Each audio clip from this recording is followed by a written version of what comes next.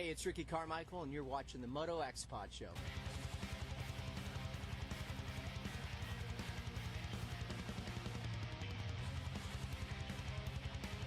Hey guys, what's up? This is Aaron Plessinger, and you guys are listening to the Moto X Pod Show.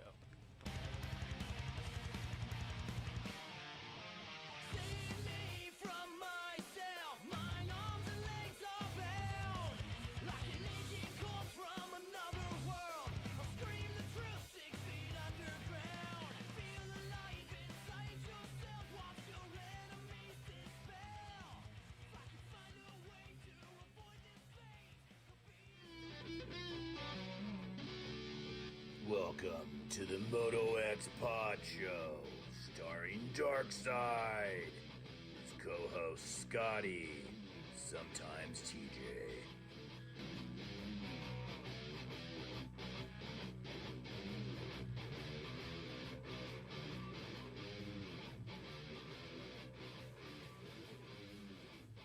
Hey, we are back. This week it is episode 222, the Randy Richardson episode, minus Randy Richardson. He's not on this week. He let me hear about that on Instagram already. But this week, episode 222 is brought to you by our title sponsor, Cherubies USA. For decades, Cherubies USA has been the leader in motoplastic accessories with products that fit perfect, look great, and last. Cherubies has what you need. Whether it's full plastic kits, individual pieces, hand guards, chain guides, and sliders, or anything else they offer, visit CherubysUSA.com and support our title sponsor. Follow them on Instagram and let them know you're listening. Also, Racetech is the world's largest aftermarket suspension modification company. All Racetech products include award-winning gold valves and settings are 100% guaranteed and made right here in the USA. Racetech also offers a state-of-the-art precision engine build services and parts to all engine builders. Visit racetech.com for more info and use that promo code MOTOXPOD to save.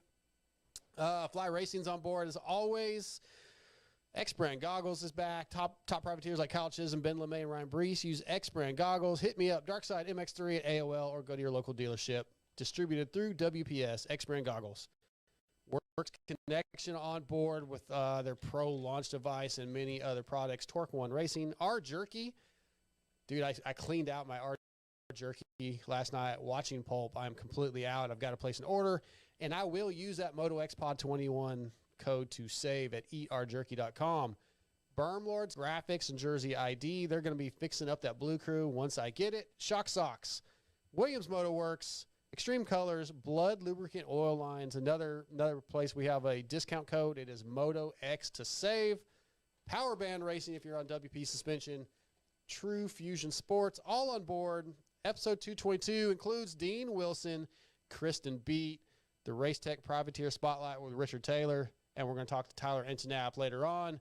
In studio, Scotty, what's up, dude? What's going on, man? Back from Glendale, and this dude sitting next to you, I almost forgot his name. He's back. TJ. Man, I just look at the camera, making sure everything's right, and realize just how good I look on here, and I am bringing the show up tonight. Like, it's going to be really good. We'll see. Yeah. It was fun. You were mentioning the R Jerky thing, and when we were there this weekend, I talked to Robbie, and I was like, "Hey, you got to send us some more jerky." Darkside mows it all down before I ever get some. Yeah, we never get any of that, do we? No. Well, that's stuff I actually pay for. Not buying it for you. Sure.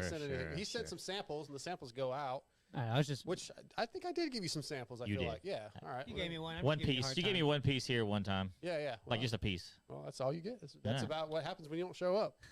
But You give us one piece every Yeah. few months. One You show up. every few months.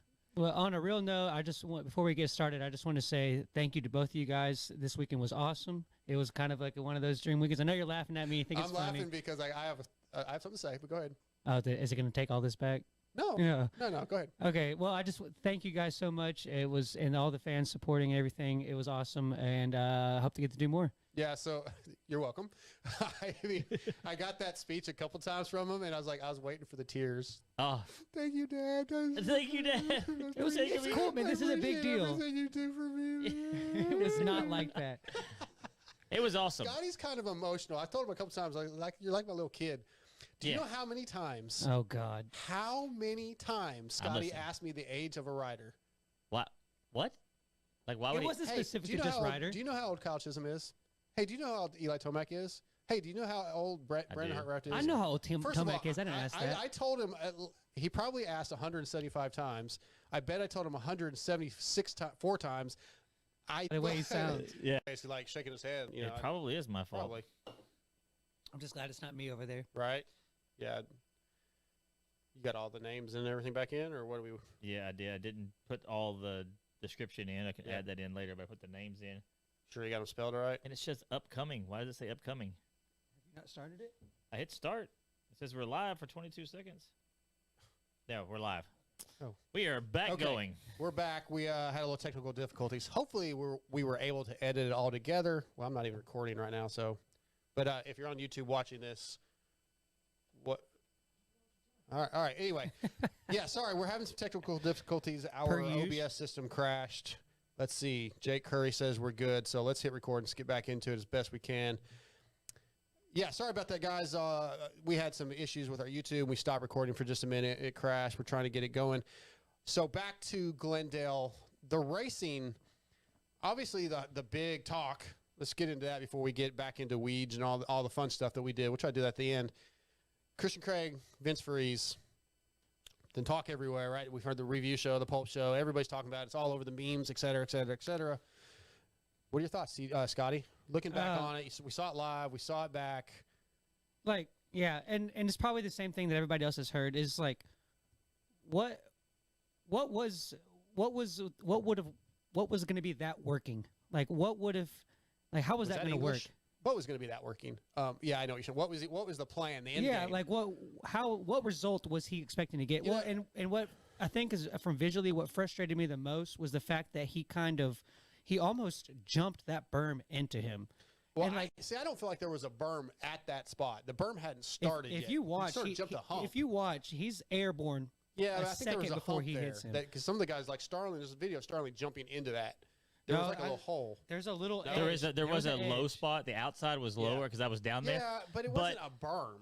No, I It was the honestly beginning of the expected, and this is probably totally wrong. And I'm not defending it. It's Yes. wrong. It's messed up. Dick, I'm probably totally wrong, but I believe he was not expecting him to still be there. You get what I'm saying? Like, he was trying to carry enough speed to be right on his back wheel.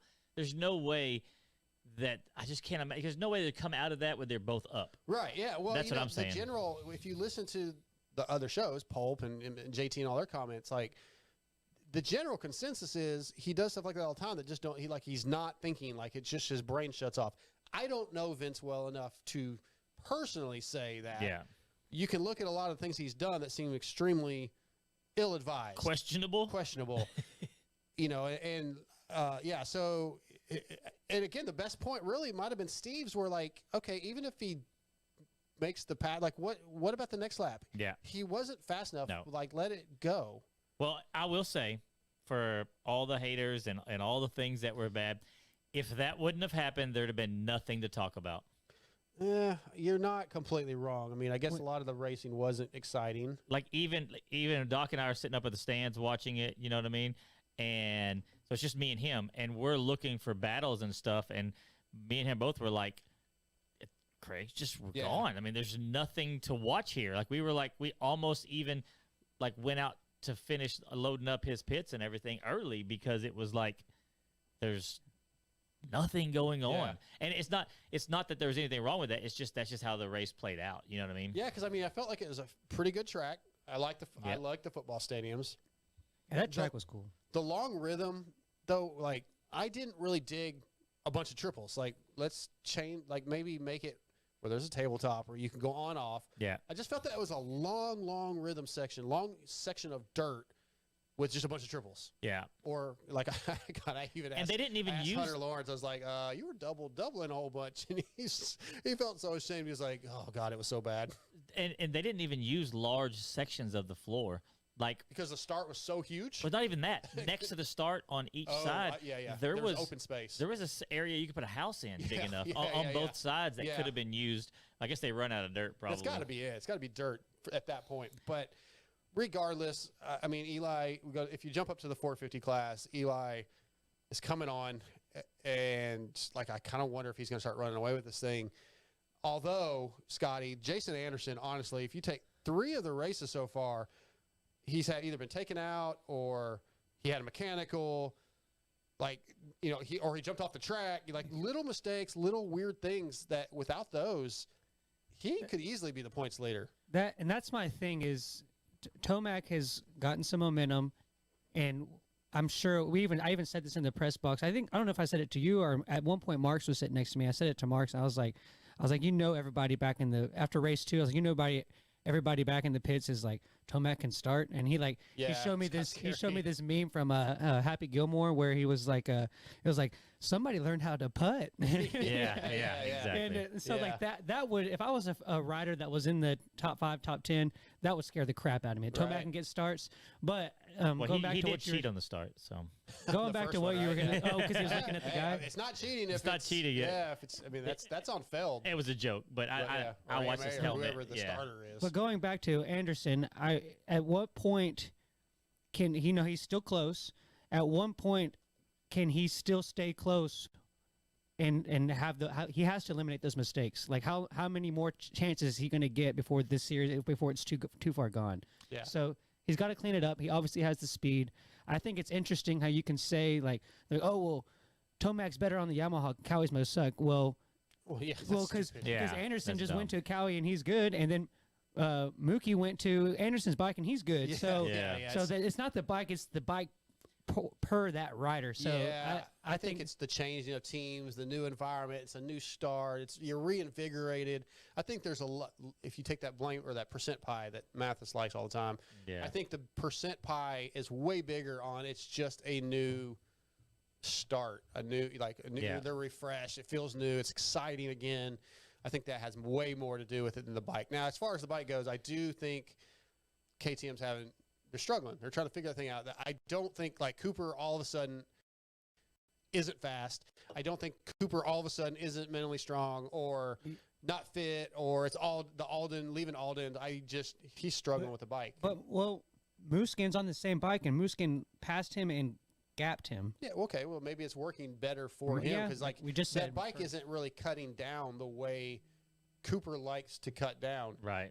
With his corners, it seems like. And the one point that I was really watching him, he did try to cut down before the rhythm section, and he locked the brakes up and just came to a stop. That's when Chase hit him in the first one and crashed because, like, he just came to a stop. Well, the thing is, you hear about the bikes all the time is the new bike's always better. If you watch the reviews, you listen to the people who have test rode the bike, everything's always better every year, and it can't always be better. Right. You know what I mean? Sure. Yeah, and when you go with a whole new bike, that the character, I mean, with them changing the CGs and the like center of gravity, them making such a dramatic change to the bike. Because I felt dumb for a second. Yeah, when CBGBs?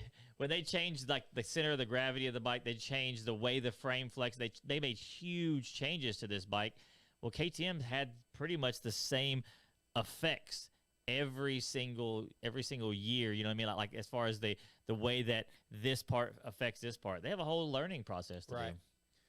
Okay, so we got a couple minutes before we get Deano on, so I want to real quick do what I should have probably done at the beginning of the show and thank our Patreon supporters and ask you guys, if you feel up to it, to go to patreon.com and subscribe to our show. Yeah, Patreon giveaway soon. Yeah, we need to do something with that.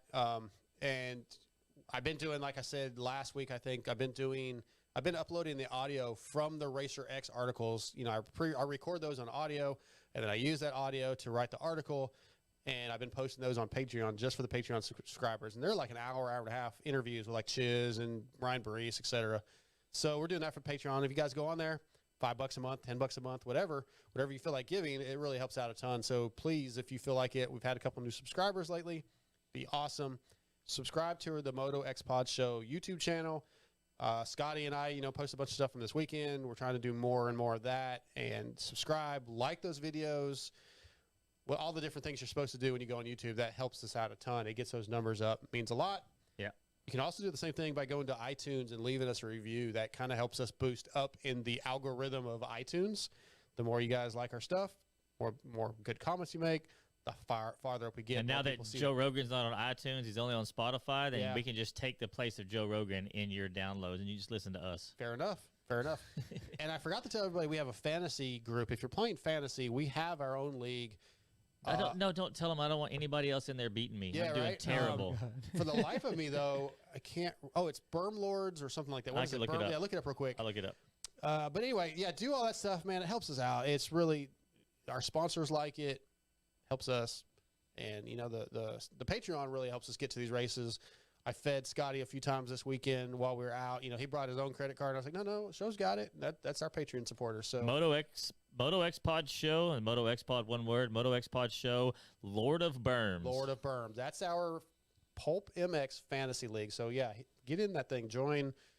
It really doesn't matter how many people join. As bad as I'm doing, it just doesn't matter. Like, the only way I'd probably be winning is if nobody else was in our league. Well, right now the leader is Checkers 448. Oh, that's got to be Checkers from Race Tech. Is that is a 448? Okay, I think so. Yeah. He's got 12,054.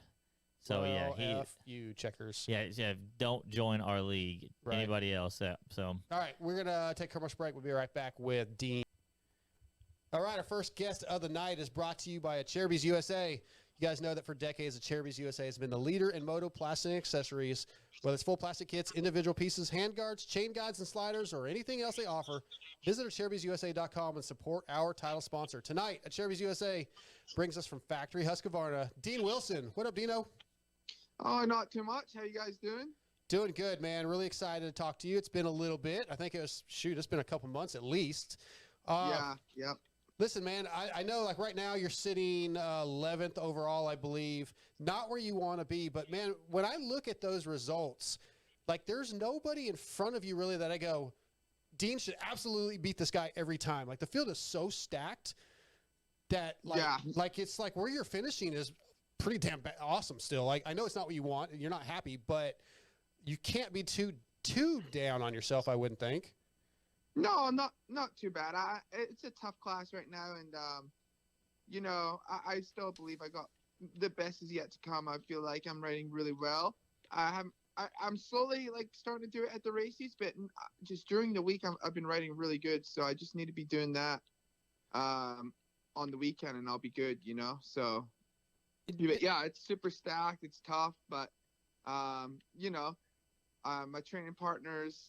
AP and Mookie, you know, they've both got seconds, and then I'm like, oh, dude, come on. So you gotta get one, yeah, I gotta get one. So but so far, you know, there's still so much racing left. That's the thing. It's such a long season that, you know, we still have time. Absolutely, yeah. On one of your YouTubes, you were talking about they're calling you Dean Wheelspin. Your starts haven't been that great. Is that just like an inside joke, or are you actually getting wheel spin and struggling with getting off the gate? Like, what do you feel like the issue is with the starts? Well, the issue is like what like a lot of people don't see is like how bad the gates are. So if you don't have a good heat race, chances are you're gonna have if you don't have a good heat race, chances are you're gonna have a really crappy gate pick. You know, and gate pick's so important because after the gate, there's the holes coming out are like they're huge, so having good gate picks is so important. So you so you come out, you know, clean and don't hit those bumps. So I haven't really had a great heat race yet. So I feel like it all stems from the heat race. Yeah. And I was just joking around when I said Dean wheel spin because I got really bad wheel spin on that in the main there. But yeah, my starts have been terrible. But yesterday and today we've been testing a bunch of clutches and stuff, like different clutch packages. So we're definitely trying. Just gotta make it happen, you know. Yeah, like you said, it'll come. It's we still got plenty of time. All right. Yeah, it's such a long season. It's crazy. Like, right. So lots of time to get it done, and I believe we will. Yeah. So you mentioned the YouTube. So we were there this weekend, and it seems like everybody and their grandma has a vlog now, and I feel like you were kind of one of the OGs of that, and I just kind of wanted to know of what you've done to kind of stay ahead of the trend and kind of keep yourself ahead of the curve on doing that kind of stuff. I got an answer for that. It's tough. It's like, you know, I started doing it, you know, a few years ago, and then I just wasn't real like consistent with it. I just did it for fun. But that's the thing. It's just so saturated. Every writer does it, this and that. I think really just the difference between mine and a lot of others is I'm just myself, and I keep it raw. I keep it just, how I would be. I want them to see how I really am. So when I have a bad race or I'm upset, people see that. So yeah, I like the race trivia that you do sometimes. That's always cool for each round. And then you have one thing in your vlog that sets it above everything else. I don't feel like I need to say what it is, but you know what it is. Yeah, no, it's good. It's actually crazy. I don't know, just so many people are into the YouTubes and like make a YouTube, and it's like they're super into it. So it's fun, man. Yeah, so that's kind of where we're at with the YouTube. So trying to be more consistent with it. Yeah, sure. So having you on here, and something I wanted to ask and you kind of brought it up with the starts, and y'all are working on stuff. So we're kind of going back to the bike stuff. With a factory team, are y'all able to like set your start, I guess you'd say, timing and the ignition on the bike to where it can change as it comes off the grate to maybe cut some power where you don't get wheel spin? Or, I mean, are y'all getting that fine into adjusting like the bike as it leaves the line? No, we haven't done that this year. I've had that in the past, but I haven't done that in a while. So really it's just,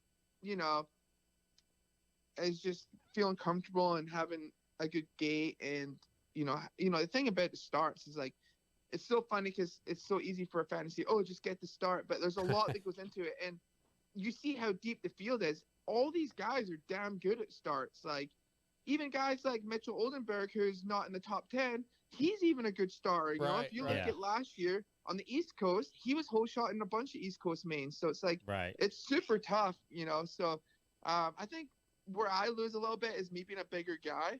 It's, a bit of a disadvantage. It's because I'm a bit heavier, but I'll figure it out. It will come. So we have a listener on YouTube that is had a comment question, was talking about, like, do you work with like a mental coach to keep yourself, I guess, like believing in yourself, knowing you can do that? What do the top riders do as far as that goes?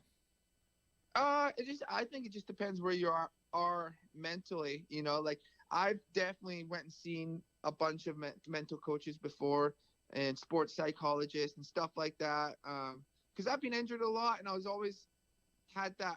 I'm not as bad as I used to be, but I've had that fear of like, I don't want to get hurt again. And then you get hurt, and then you're like, because the thing is, like, it's tough, man. You could be a really, really good writer, and then if you keep getting hurt, teams just don't want to hire you because you're a liability. Yeah. So, I've seen a lot of them, and they kind of honestly say the same thing, like the stuff that they teach you. And I mean, for me, it's just like I'm a very high anxiety person. I get really bad anxiety, so I try to keep that under control, and then I'm fine. I'm totally fine.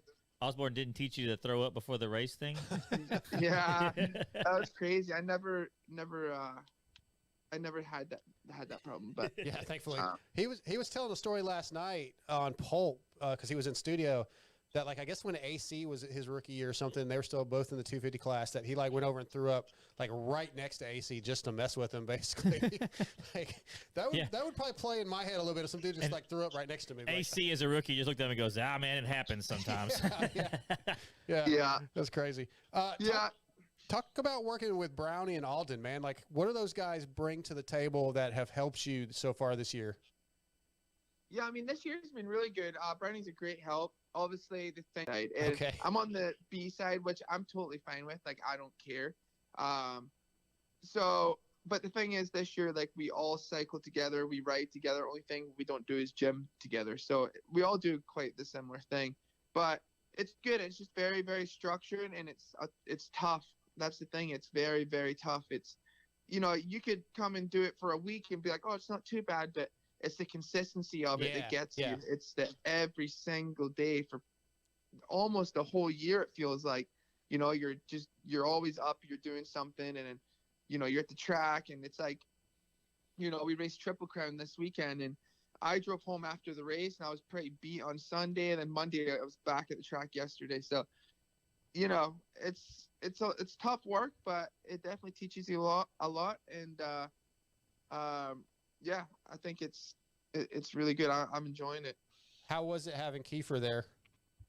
Oh yeah, it was good. It was good to have all those guys there. You know, they kind of got a little glimpse of what we do and stuff, and that was during the off season when we were training. So it was good. We all like went for a bike ride, and then they did the gym and all that stuff. So it was good because there's not like a lot of people that come out to, you know, Baker's factory. So it was cool to have some people out there. Absolutely.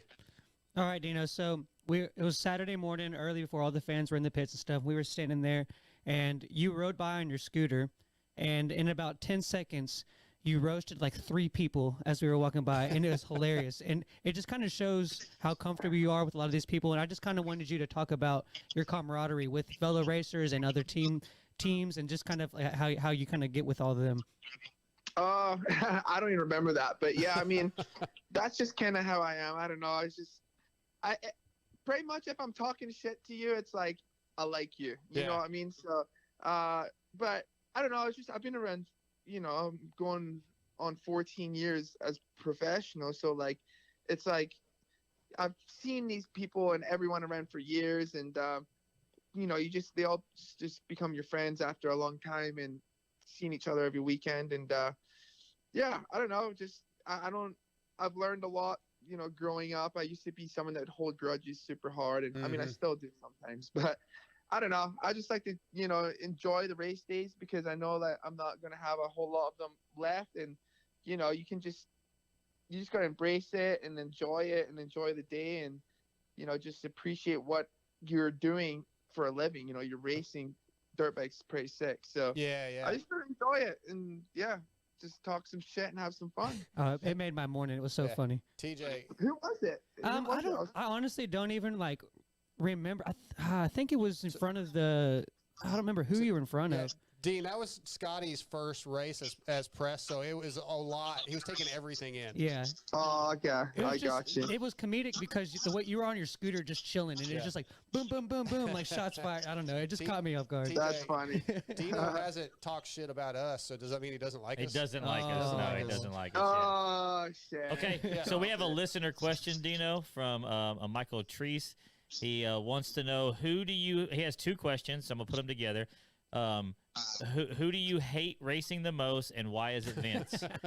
Why is it Vince? Yeah, well, I was just about to say before the last part, you know who it is. Yeah. And it sucks because I've enjoyed watching him race on the West Coast, right? And now we have one more weekend, and then he's joining us. I'm just like, oh yeah. So I can't even imagine that the talk in the like in between the pits. Yeah, you know what I mean. So I hate all this because I like his mechanic. Nick McCampbell is one of our buddies, and I feel bad for Nick, man. But yeah, it is what it is. A few more things, Dino. The teammates, man, working with Mookie this year, having him in the truck. I feel like that's a really good pairing with you. Yeah, no, it's been good. It's been really good. You know, the thing about me and Mookie that I was surprised how well we got along this year is like he's been very respectful, and obviously I'm the same with him. And you know, like I thought, I don't know, we actually worked pretty good together, like better than I thought, if I'm honest. And we're, you know, when we're trying or testing, we're kind of trying to help each other out and get the bike better and trying to be more, you know, of a team. And yeah, it's pretty good. I like how things are, you know, with us. So it's been really good. We got a good team going right now. Yeah, in the past with, you know, Zach and Jason, like you guys seem to have really good camaraderie. You know, I was in the truck a couple times with the 3 of you, and that seemed like a really good fit, all 3 of you. So hopefully it continues to stay that way with Mookie and, you know, RJ, Styles, Swole. I know you got a thing for Styles and Swole. Those are your boys. Yeah. Yep. No, for sure. They're good kids, and that's who I'm with on the B side at Baker's. So yeah. You know, we hang out a lot. So they're good kids, and hopefully they can you know, have a good season. All right. So as a fan so far this season, I've really enjoyed the tracks. I think that they've been slightly improved. Maybe a couple here and there that have been kind of not what we wanted. But for the most part, I think the tracks have been really good. And I just wanted to know which one has been the most difficult for you so far this season.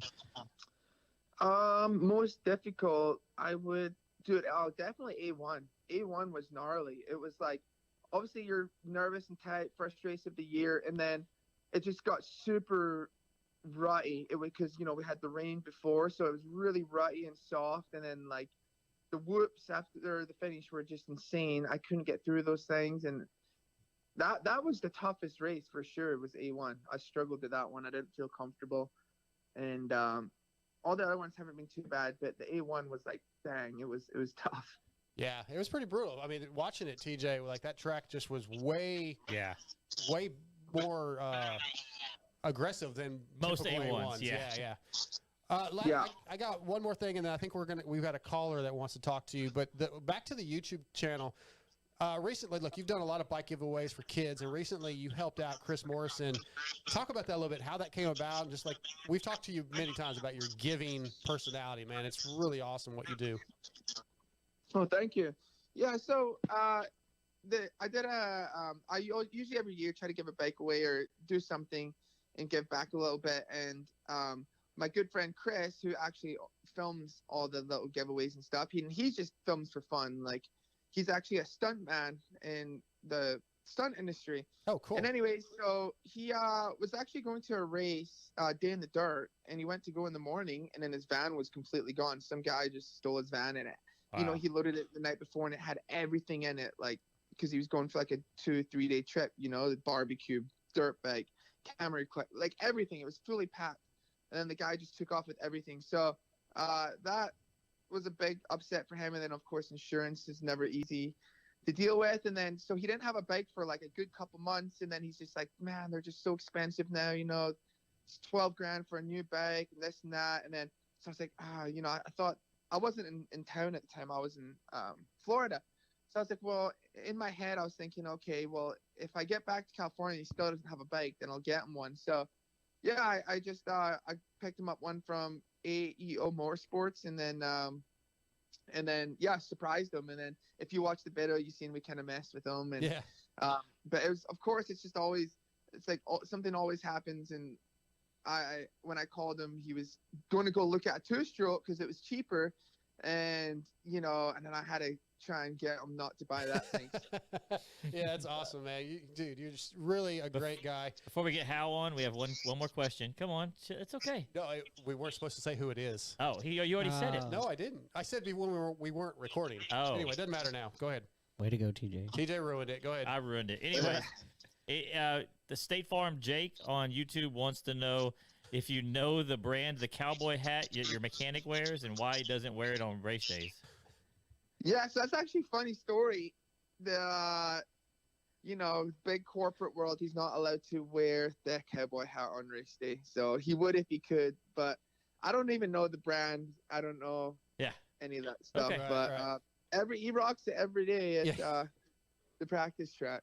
Yeah, I saw the video where you maybe it was Sarah was like, hey, we found a girl for you, and she was like a young kid that was in a cowboy hat, and it was just awkward. He was like, oh yeah, no, he's been like hanging out with her and stuff. Like that's like, yeah, no, she's been at a few of the races, and then so we always give him crap, and then so when we seen it, we were like, hey, there's your chick. Oh, and then he got all nervous. So no, he's been talking to her for a while. Okay. She looked like on the video, I thought she was like a kid, like a, you know. Damn. Yeah, no, she's like 20 or something. Wow. Okay. All right. Well, we do have a caller for you. Let's see. Caller, are you there? Yeah, caller's here. Caller, who is this? What do you want? I want to talk to Dean Wilson. Well, you're talking to him. Hey, Dean, what's going on, buddy? Oh, not too much yourself? Yeah, man, this is Hal. Oh, it's Hal. I didn't know who it was. What's going on? How's things? Hey, dude. Hey, I've got a couple of questions for you. Let's hear it. All right. Hey, so, man, you've been out in Cali working up the practice for the West Coast rounds. The dirt's about to change. You guys, you live in Florida. You're outdoors. So you can only assume that, you know, when we get east, Dean Wilson's going to come on. We're 11th in points. That the dirt is going to come your way. Do you feel the momentum building? I feel it. Do you feel it? I do. See, well, first off, Hal is my biggest supporter, so Right. Hal can be a bit biased at times, but Nah. I really do feel the momentum coming. I believe I'm going to get some good results coming up here, and reason being, I think I'm writing too good during the week for it not to happen on the weekend, so it's going to happen, and we're going to see some good results for sure coming. Heck yeah. One more, Hal. Give him one more. All right. Okay, this is a big one, man. So, Dean, you're an icon in the sport. You're a young man, but sport. The American motocross scene, we do have a good extra program. Kids are hitting Floretta, but we don't seem to be able to compete with the Europeans. Now, indoors, we got them covered, but outdoors, they kicked our ass. Well, the same thing happened back in the 70s on the what am I going to do? Well, I don't think I'm classified as an American, though. That's the problem. I was sitting there going, I was just waiting to see the answer Hal doesn't here. care. But, so, I mean, speaking of outdoors, I'm not really I'm kind of going off the question a little bit, but I'm looking forward to outdoors this year because Des Nations is going to be at Redbud this year. So Yeah. I really want to do Des Nations at Redbud. That would just be sick. I haven't done it since 2017, and we got on the box there, which was sick. And then 2018 was like the mud one. It was the sand race. I never went there. 19. I can't remember what happened in 2018. And then 20 was canceled, right? And then 21 was last year. Then so I would love to do Redbud. That'd be sick. It's a track I'm familiar with, and it would just be nice to try and get another Des Nations. All right, Well, Hal. I am a United States Marine, so I'm authorized to impart to you citizen. You are now an American. Hal, we gotta let you go, man. The phone's breaking up real bad, but appreciate you calling in. We know you're Dino's biggest supporter, and we love you, brother. Hal's the man. Thanks, Hal. We'll see you soon. Podium bound, baby. Podium bound. we love Hal, but yeah, his signal was bad, man. Sorry about that, Dino. That was cutting out super bad. Yeah, so to the listeners, we apologize, but it's our boy Hal. We had to let him go. All right, Dino, we're going to let you go, man. Really appreciate you. You always have time for us. I don't think you've ever said no. And we love talking to you and supporting you, man. We look for you to get closer and closer to that podium. Let's do it. Yes, sir. Thanks, guys. Thanks for having me. Appreciate it. All right, buddy. I'll see you in Mini, man. Okay, cool. All right, see you care. guys. Later, Dean. Bye. All right, appreciate Dean Wilson coming on. We still got a couple more minutes left, so what do you guys want to talk about for the next 4 minutes? Anything? Got The a next topic? 4 minutes? No, Yeah. not on top of my head, no. Let's talk about our sponsors real quick. How about Works Connection? Since the inception of Works Connection in 1989, Eric Phipps's goal has been to produce Works-like products for the general public with products like industry standard Pro Launch Start Device, the Elite Clutch Perch, radiator braces, customized master cylinder covers, and much more. It's hard to imagine you not going to WorksConnection.com so you too can have what the pros use. Scotty, you got any Works Connection stuff on your bike? No. Bro, so I switched to KTM. I'll tell a Works Connection story. Okay. I switched to KTM here recently because my son's on KTMs, and it gives me an extra parts bike for him because, like, literally that's what it's become. Yeah. Yeah. Like, I can't ride right now because my head pipe is on his bike, Yeah. one of those kind of things. I had this Works Connection makes this very inexpensive but almost irreplaceable part. It's a little billet end cap that replaces where the brake, where the clamp that holds the brake on, and it has rubber on that side. So if you wreck, the master cylinder will slide instead of break your lever. You know what I'm talking about? Yeah, I'm with you, I think. Yeah. I have had the same exact one going on maybe 13 or 14 years. Like when they first came out with that little piece, however long that's been. Talking about the little plastic. It's Goes like a under billet. It's a the red. perch. It's a red billet piece, and it has it's billet. Okay. And then underneath it, it has a piece of like Yeah, plastic. yeah. I have those, but I thought I had those from like stock for some reason. On No, the Hondas. they're billet red, and they This is made different. One I'm thinking of then. they're made by Works Connection, and I literally have had, and I was when I sold that Suzuki, that last one I had, I took it off, Yeah. and then I can't put it on the KTM's because they're different, but I still have it on my tool. I just talk about how good a quality that their products are. You know what I mean? Like I've had that same exact piece for, like I said, probably close to 13 years, maybe more. Yeah. Probably more than that. So That's that's cool. Works pretty cool. Connection rules, man. We love those guys. So Eric's on board. And Yeah. he sent me a bunch of stuff for my Blue Crew that I still haven't seen. Maybe You don't have the bike maybe yet, Hattie so- is right. Maybe they're tricking me. Yeah, that would be great. Yeah, it's great. But Got a no, week so and a half left. I'm like actually starting to get depressed. Yeah, Yeah, I don't really want to cut my you hair. actually wore it down this weekend, Yeah.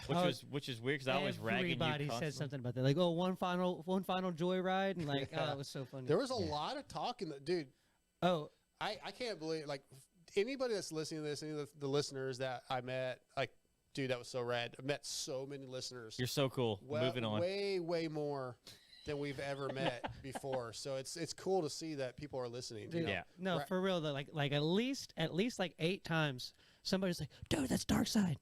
And like walking through the pits, walking through the stadium. Look "Dude, at the that's look on his Darkside." face. He's Well, all I like, mean, it yeah. happened a lot when you weren't with me too, and I was just like people in the stadium, people in the pits, and it's like they're listening, man. It's cool. Yeah. Listen to the wrap-up show, listen to this show, and we appreciate it. It means a lot, you know. And like coming up, Dallas, like Jake's coming to Dallas, Yeah. and I think he made. Well, I don't know if I'm supposed to say. They're gonna want to meet you at the They're- Pulp Show, right? I was about to say I don't know if I'm supposed to say, but Steve is trying to put a pulp show together, a live show for Dallas, and I won't be there. Yeah. Jake knows that already. Is it because you don't because you're like you don't like This is Steve my anymore? This is my city. This is You do what you want? There's gonna be a Moto X Pod show, live show Oh, that'd from be the hotel great. room. That'd be great actually doing that one We'll just time. have all the listeners over to the hotel. Yeah, both of We'll them just do it in the lobby. We need to do one of those the True by Hilton we were at with the pool table. with the pool Yeah. table. We'll Just have pile. one pool table. We'll have a tournament with all our listeners. That'd be great. But no, I think Steve's trying to do a live show in Dallas, and yeah, it's my parents' 50th anniversary party that night. My sister scheduled it. That's the Friday she picked. She's working with a lot of schedules, and I was like, look, I'm not in town a couple times. I could make this one. 50 years So, is a long time. it It's is. actually something to celebrate. If it was like 47, Yeah. Right, you can skip that one. Yeah. So I'm going to miss if there is a pulp show in Dallas. I will be missing that, but I'll be at the race. Probably be at press day. We'll see. But yeah, it's cool. Just the listeners are starting to. They're Yeah. growing. Like we can see it, physically see it in the numbers, see it at the events that people are. And I have to give a lot of that credit is to Steve. You know, people can give shit all they want about him busting my balls. Yeah. So many people listen to Pulp that they find out about this show because of him messing with me. I need to start putting hashtags ponypod on our videos. No, you don't. Absolutely. I don't like the pony pod thing because I feel Yeah, like but it it takes away happens, from though. you guys. Like they're like, oh, you should just name it the pony pod. That's like, I no, don't it's care. not. That's first of all, that's a terrible It's a name. terrible for a name. podcast. Well, I wouldn't say name it, but I'm just But saying like it's like a nickname. I don't like it because it's not my show. It's our show. Oh, that's I don't fair. really care. You're such a good guy. You were fired. It's the dark. From now on, this is Darkside MX. But Yeah. TJ's taking his headphones off. exit and out of the walk out YouTube. door. Boom. Out. All right, let's Yeah. take a commercial break, and we'll be back with Kristen Beat. All right, next up, brought to you by X Brand Goggles. X Brand Goggles has grown into one of the top privateer goggle companies in the business with riders like Kyle Chisholm, Ben LeMay, Ryan Brees, as well as many of the top GNCC guys like Craig DeLong. They all choose X Brand with multiple lines to choose from. Visit xbrand.com or go to your local dealership, and X Brand is distributed through WPS, so go find them. Tonight, X Brand Goggles brings us Kristen Beat. What's up, Kristen? Hey, how are you guys? We're doing good. Good to get you on here. I finally got to meet you at Glendale, but it was very brief because practice was starting. But yeah, we're excited to get you on here. You've been working with a lot of different series over the years. You were with Supercross right now. You did Hoosier Arenacross. You did American Flat Track, Endurocross. But I want to know, like, what's your background? How did you get into this? That's funny. So I kind of stumbled into it. I was interning for Wasserman Media Group when I was in college because I was actually getting my law degree. And I started working for motocross.com because there was an internship opening. And my brother was racing as a fill-in writer for the motocross or motorworld.com team at the time. And to be honest, like I'm more like I grew up more of a stick and ball sports kind of girl, just because, you know, I went to public school. My brother always raced, and I was always into motorcycles because they were at our house. But like traveling to races was expensive, and my parents didn't do the homeschool thing with us. So like I would stay home with my mom, my dad, and my brother kind of did the racing thing. So like I always grew up around bikes, but I wasn't so much a part of the industry and the racing as much as other families may have been. But so when the internship opened up at motocross.com, I figured it was a good partnership with Wasserman Media Group, which I eventually wanted to work for as, you know, a sports manager, sports representation. I wanted to be in sports litigation. That's what I was going to college for at the time. I started writing articles for them, and it made sense too, because I then got to be with my brother on the weekends. I got to travel with my dad. I finally kind of got to be a part of what they were doing. And it was just like a really interesting internship that I was a part of. I got to work with Steve Astican, who's still a close friend and someone that I look up to immensely. He's Ken Roxon's manager. And when I had that internship, I got a call from Fuel TV, which at the time was the Action Sports channel, right? Yep. Yeah. And so they were like, hey, we have a girl who's out sick. We were told you'd be good for TV. And I legit thought it was a joke. I thought I was getting punked. That's awesome. I was like, I'm getting punked right now. Yeah. And they were like, do you want to do TV? And I was like, no. Like, I legit almost hung up. Like, I was in between college classes at that point, and I'm like, someone at Wasserman thinks this is funny. Like, you know, Travis or somebody is calling me, and this is a joke for them. She calls back again, like, as I was like very abruptly. She's like, hey, listen, like, someone said that you're really good with the sport, you know, motorcycles. We have a freestyle motocross competition. You have to ask 3 questions, and it's going to pay you $2,000. And my jaw dropped. And this is like a poor college. Like, I'm like, you know, and so I was like, oh, really? Okay, tell me when. Like, say less, I'll be there. Right. So I did the one show, and it wasn't something I instantly loved. I actually really was terrified about being in front of a camera. But what I loved is that I got to tell a story, right? And like, I love talking with people. I love telling stories. I love getting to know people. Like, I'm that person that takes 2 hours at the grocery store because I'm talking to a lady in the produce aisle about like her dog that's in the cart. Like, I'm that person. So it just kind of started to spiral, and I was asked to do more and more, and I fell in love with it. And I took my LSATs. I got accepted to Pepperdine and to Harvard to go to grad school. And I turned it down because as a senior, I ended up getting a call from Speed Vision and from someone who knew someone at NASCAR. And they were like, hey, we need a role for Miss Sprint Cup. And in the back of my head, I was like, okay, I'll go do this Miss Sprint Cup thing in racing. And it was like a TV/promo position. Right. I'll make enough money. I'll make enough money right out of college. I'll go back to grad school, have law school paid for, and like, I'll be set. And then, you know, a year into it, I'm getting another offer and another offer and another offer. And then I got an offer in traditional sports, and I went and I moved to Michigan, and like, I was covering college football, and I loved telling stories so much. It got to a point where I couldn't walk away. And like, I joke around, like during COVID when sports shut down, I'm like, I'm going back to law school. This is why I got to law school to begin with. I'm poor again. Like, we don't have any sports to cover. But I mean, like, my heart's in it, and I couldn't walk away from it. So I think sometimes like fate comes into play, right? So I kind of fell into it. I didn't really choose it. It chose me. That's awesome. I love that. Yeah. Kristen, we have a listener online who has a question, wants to know, what type of homework do you do during the week to prepare for the storylines for the broadcast? Oh, really? Okay. That's a very good question. So I read Racer X, I listen to podcasts. I have some contacts obviously, and I'll like reach out to them and talk to them about racing. Daniel Blair and I bench race like every other day. I'm calling. Who is that? Yeah, I've never heard of him. Who's Daniel Blair? Yeah. That's a real short guy. Yeah. has to stand on a box. Hey, he's still taller than me, so we can't. Yeah, it's okay. We can make fun of him. Yes. Yeah. Anyway, so sorry. yeah, I bench race with him during the week. And I'm constantly talking to people. I'm taking notes. I'm a huge stats girl. I love numbers. I'm a nerd like that. So every week we get a media guide that Pete Richards prepares for us. He is the SX research department. And then we also get a media guide prepared to us by Clinton Fowler, who is incredible. Yes. And I review those notes. I try to look at, trends. And so I try to study and consume as much media as possible. And then I watch a lot of traditional sports still. So I'm still watching hockey. I'm watching football. I'm watching the interviews, and I watch a lot of like Fox and ESPN, because I think there's so much you can learn from the sport, but then you can also learn from other people in your position. So like I watch a lot of Jamie Airedale. I watch a lot of Melanie Collins. So you're watching the other sports, not to watch the sports, but to watch the other broadcasters on the sport, like studying them? Yeah. Oh yeah. That's absolutely. pretty cool. Yeah. Danny, that's what Dano talks about too, with like watching Tony Romo and those guys to learn from. Yeah. I never thought about that. Yeah, because I mean, it's a much more elevated sport. A lot more viewers. It's just at a different level than us. So yeah. What you got, Scotty? So it's kind of what we're talking about right now. So I know you've done other stuff. I don't know if you've done anything outside of racing, but how does Supercross compare in difficulty to cover than other things that you've done?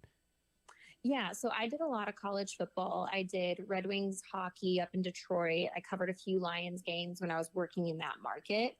The reason that every time something has came up in motorsports, I've jumped at it is because of the accessibility. The athletes in motorsports are so accessible compared to football, baseball, basketball, even. And for me too, I like that.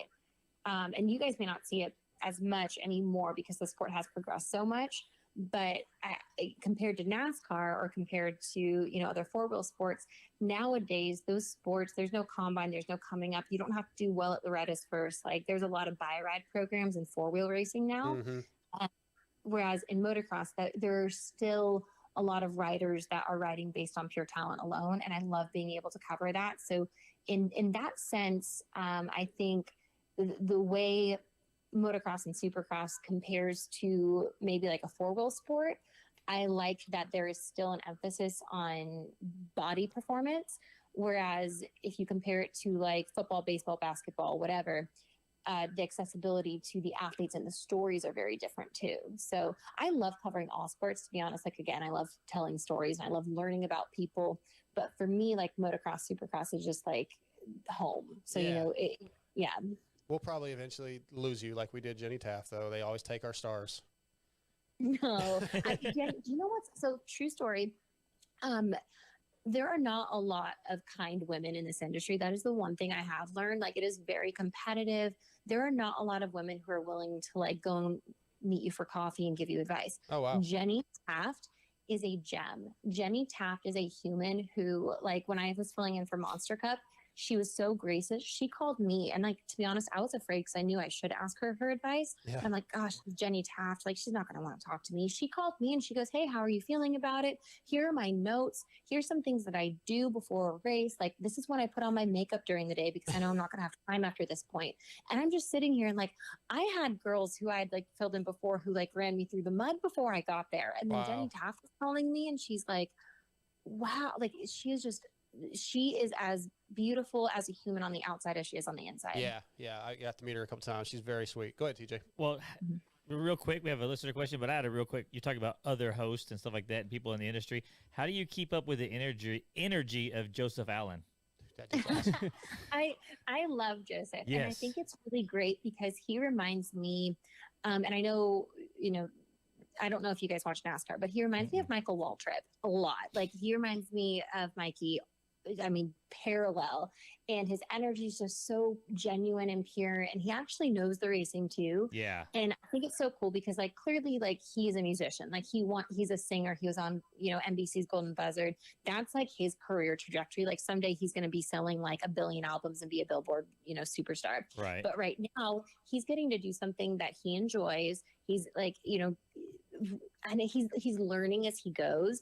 And I think it's so cool to see him evolve as not just a singer, but now a performer, because that's what he does on Race Day Live. Like he's a performer. Yes, he is. And he's great. He's really good when he's on the floor, hyping up right before the gate drops. All that stuff is amazing. I told him last week that I went to A1, and I was up in the press box during Race Day Live, during qualifying, all that, and I just kept hearing this voice when the bikes weren't running down on the floor. And I was like, who is this guy that is so freaking hyped? Yes. Like, I don't know. I'd see him on Race Day Live for a second, like, who is that guy? He is so exciting that I'm excited. Yes. And, like, then you told me his name, TJ, and I looked him up later, and I was like, and then I told him last week, like, you kind of make me mad. Because you're like Daniel Blair. Yes. You're so good at what you're doing on TV. Then you sing like an angel, and you made me cry. and like Daniel can sing. He can ride dirt bikes. He's good at broadcasting, and that makes me mad. That's not fair. Why do you have so much talent? He is so talented. And what's cool too is like, I've watched Race Day Live on occasion in the past, and this is like everyone on Race Day Live who has ever been on Race Day Live is uber talented, so freaking talented. But there is a special energy about the group that we have right now with Dan Hubbard, Daniel Blair, even Zach, and Joseph and myself. We're all actually friends. Like during the week, we're in group texts and we send each other memes, and we're like, and I've talked to people at Feld about this. Like that's not happened before. Like they haven't had a crew that actually like wants to go and have a beer the night before a race, or like wants to race with us. And we just have a very special, very cool energy. It's fun. Like we have fun. We have another listener question asking about who's your favorite privateer to talk to. Ooh, that's tough. Is it just because you just don't want to like make somebody like feel bad because you don't like talking to them and they think you do? Why didn't you say me? No. So I love talking to Preston Taylor because he comes from Arenacross. I don't know if you consider. Yeah, he did. Yeah. He had a rough get off. I like talking to Kevin Morans because to me, Kevin Morans is like that little engine that could. He's out there and he's trying and he's going for it. And then I love talking to Jared Steinke. I'm friends with his girlfriend Shawnee, and so I like stopping by their pit because they always have animals there. Like one weekend they had a raccoon there. And I got to pet a raccoon. The other, they always have the dogs there, so I enjoy. I have a fanny pack. He brought a raccoon to Supercross? Well, he didn't, but someone he was friends with did, and it was really cool. That sounds about right. Sorry. It was so cool. This caught me off guard. Yeah. Well, and like, so I wear fanny packs. Like I'm always on the go. I put like little snacks in there. I now bring like dog treats because there's a lot of the privateers that have dogs. That's awesome. Yeah. So I'll stop by the pits and I'll be like, ooh, who wants a treat? And with one of the treats out of my fanny pack. That's awesome. So like, that's like, to me, like I get my coffee in the morning and then I'll do a pit walk before we have our production meeting. And I'll start with the privateers because that gives me more puppy petting time. And then I kind of make my way to the factory tents after that. So yeah, it's a toss up between those three privateers. They always have dogs there. That's good answers. That was funny because Jared Steinke and Kevin Morans were two of the people a few people that I actually got to interview on race day. So they were both really cool. So cool. Yeah, I know, that was awesome. So you thought I dealt with it? Thank you. That's a compliment. Because in my opinion, I watched the show back and I cringe. Like, and I don't want to like sound really dramatic, but I'm an emotional person. I cry a lot. Like I cry a lot. So do I. Right. So Joseph Allen. The minute the show was over, I was in tears. I ran to the bathroom. I was crying. The NBC show I filled in. Yeah. And I just felt like I didn't do a good job. And like, I know, and they tell you don't go on the chat rooms, but I do. And like, I wasn't mad because I was embarrassed. I wasn't mad because like I didn't do a good job. I was mad because the stories that I wanted to tell, I wanted to have impact. I wanted someone who had never watched Supercross before to now have a sense of what Eli Tomac had been through, what Christian Craig had been through, what Jason Anderson is like. Like, I wanted people to have a good lens and scope of what these athletes are really like, because I think sometimes, when we're on the podcast during the week, like we get so used to these athletes and who they are as a person, we forget to remind fans like of what they're like and what they've been through. Mm-hmm. And I went back and I watched a show and I'm like, you can barely hear me. And I'm expletives in my head. And the first hit especially, I kind of got bobbled in what I was saying. And yes, that was a countdown issue. So there was a timing error in the truck and they were counting me out. And like, I practiced things in my head. I'm a perfectionist. Like, I knew exactly what timing I had. I knew I had 30 seconds left, but I'm suddenly getting counted down from 10. And then at 2, I'm being told, sorry, never mind, you have 15 left to go, or like something. And I'm sitting here and I'm like, wait, I just wrapped it. Do I need 2 more points? I need 2 more points. Let me fill the extra 15 seconds. And like, these are all things that I think, there's so much going on in the background for everybody involved in these shows. Like, I wasn't even mad. I was like, y'all, it's fine. Like, people were apologizing to me. And I was like, you guys, it's fine. Like, there's so much going on for people on the other side. But the only bad part of that is, like, me and Zach are on the side that is seen, right? So, like, people just look at me and Zach and they're like, you guys underperformed. Yeah. And it sucks because, like, I know what Zach's capable of too. And in my shoes, like, there was very few people who, other than the sound issues we were having, which, by the way, Nat sounds were turned up. I had a buddy of mine who's like an audio guy, and he's like, it sounded like you were in a tunnel. He's like, I know you don't talk soft because in American flat track, they have to turn me down. And he was like, no, that's what I don't know enough about the audio side of things. I should. But apparently nap sound is when they take like the sounds that's in the stadiums, and there's a guy who does mixing, right? So there's like stadium sound or whatever. My mic was turned way down, and so was Zach's, and stadium sound was turned like way up. So nap sound was way up. So that was more like an audio mixing thing. And it sucks because people are like, why is she whispering? I'm like, no, that's just my natural voice. But like everything else was like way up higher. So that kind of sucks. But in the same like breath too, that was such a cool experience. And I'm so glad I got to work through that because like, even though I cried for an hour in the shower afterwards, like that made me a stronger reporter. I came at it the next weekend and I'm like, I want to show the guys on Vital MX that I don't suck, that like I have a big girl voice, and I'm going to come in and blow their ears out next week. Yeah, well, you and I talked about that a little bit, you know, texting about it or whatever. And like those people that talk trash, talk shit, they're going to talk shit no matter what. Like you can't, like your colleagues have told you can't look at that stuff and you got to ignore it, which is difficult. And I think I mentioned, and I talked to Daniel about this in the past and RC, like there's not a chance on this planet that I could do what you guys do because I cannot in my ear counting, or somebody's counting down. I'll be like, what? Wait, what? Dude, stop he talking gets to so me. frustrated. Yeah, over it. I Just can't. here. Like, TJ's sitting across from me. And if he starts messing with the camera, I'm like, dude, what are you doing in the middle of the show? Like, I'll be over here adjusting the camera to make sure I get the best quality possible, and he'll just go off on me in the middle of the podcast. No way. It's great. Like, It's amazing. from what I've been told, like people get used to it. And I was, and to me, like it wasn't so much that he was in my ear. It was that my brain is such a perfectionist. I was thinking, how do I get out of this eloquently? How do I rap? And then I was like, wait, 15 more after that. And so it was literally like getting on an off ramp and having to hop back on the highway to get off at the next exit. And but it taught me a really good lesson. I hate that I had to learn it on national TV, but it taught me a really good lesson. And now, like, I feel now if I'm in any other situation in the future, I'm so ready for it. Like, if that happens, I just stay cool. And I'm like, this happened to me before. I know what to do. I just should close out and toss it on over to Zach. Don't worry about telling the extra 15 seconds. Don't listen to that.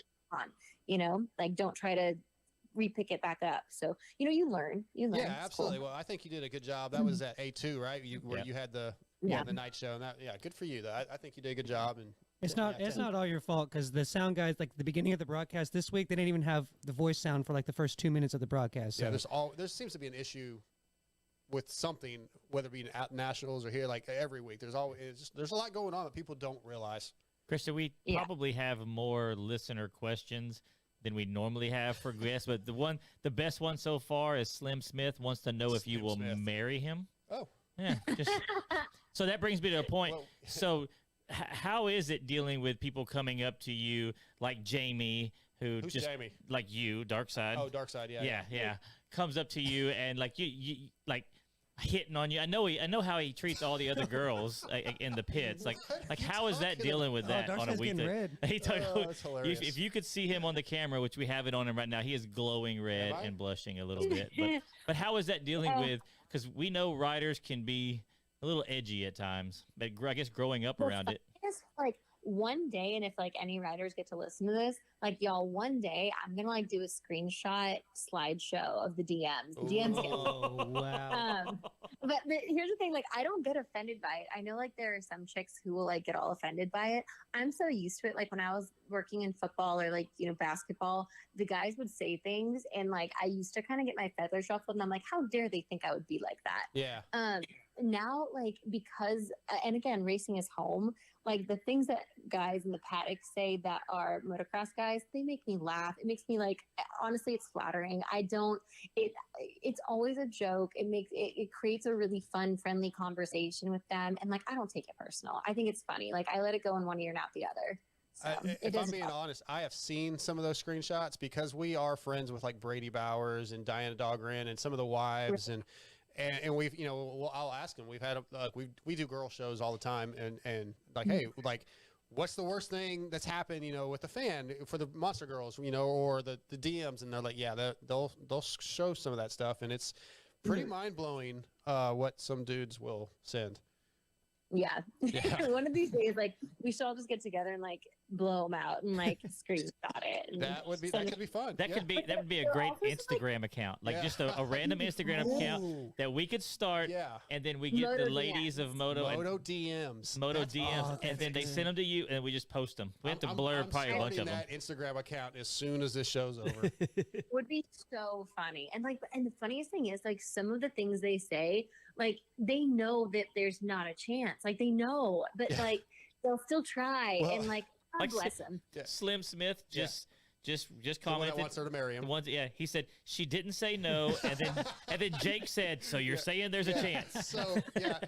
So Kristen, I haven't done it in a while, but every once in a while on Instagram, I do the better half is what I call it, and I'll get like Zacho and Brittany, or Kyle Chisholm and Brittany, or whatever, you know, husband, wife, boyfriend, girlfriend from the industry. And we'll do basically like the dating game, and I'll ask each one a question, and I've already got their spouse's responses. But I had Diana Dahlgren and Ryan on, and I asked Ryan, I was like, dude, when you started dating Diana, what was the hate like? I said, because you have to understand that we all thought we could get her, and then you took her away, and we don't like you. And you know, he was laughing. So, and it really is like we all think we have a chance. He wasn't a moto dude, so like it just but knocked out all the moto dudes. Miss Supercross from us, like, no, she's ours. But anyway, so I get it. But he laughed and she laughed, and I definitely know how that stuff goes. It's pretty rough. But you seem to be handling it well, right? It's not bothering you too bad. No, like, honestly, it's funny to me. And like, everyone is now kind of becoming a friend. And I think, like, to some degree, because that's why I'm here. Like, I don't want to be the bad guy reporter. Like, I want to be friends with these people and have like genuine, that's what I've done in every sport I've covered. Like, I'm still watching Supercross. I'm getting texts from Brian Smith, Jared Mees, like all the guys from American Flat Track. And they're like telling me like, hey, calm down, like talk louder. Like, they're like coaches and best friends to me. Yeah. And that's how what Supercross eventually becomes. Like, I want to be friends with these people because I'm not here because I want to be on TV. I'm here because I want to tell their story. And you can only do that if they're your friend or if you really know them, you know? I like it. So I only have a few more things where we don't have a whole lot more time with you. I did tell you, I texted you about this earlier, made sure it was okay to ask, because I did get a DM question. Somebody wanted to know if you are still with Cole Irvin. He is a baseball player that you were involved with. Are you still tied up? Yeah. Well, I mean, so wasn't for me, Scotty. No chance, Slim. Okay. Slim, you're off the line. Well, I mean, like, I can honestly see why someone would ask that. Yeah. And to some degree in the past, like, I've been super, super open about my personal life. Lately, I have not been. And like, my thing is, like, everyone at my age is still navigating life, right? So like, what I experienced in the past year was like not unusual. It's just an unusual number of people were super curious about it. And like, Cliff Notes version, like, me and Cole are together, back together. We aren't married. Dan Hubbard accidentally said that in the Oakland show. Yeah. And I was getting blown up. I had like 22 people like, did you and Cole get married? And I'm like, oh my God, like, we're back together. Like, this is, and like, I can understand why people were confused, but, you know, in the last year, like, me and Cole had a lot of growing up. Like, in the last year, we took time, and you guys, you're in sports, right? So like, shortly after Cole kind of like got called up to the big leagues, like, our lives changed a ton. Like, I can imagine.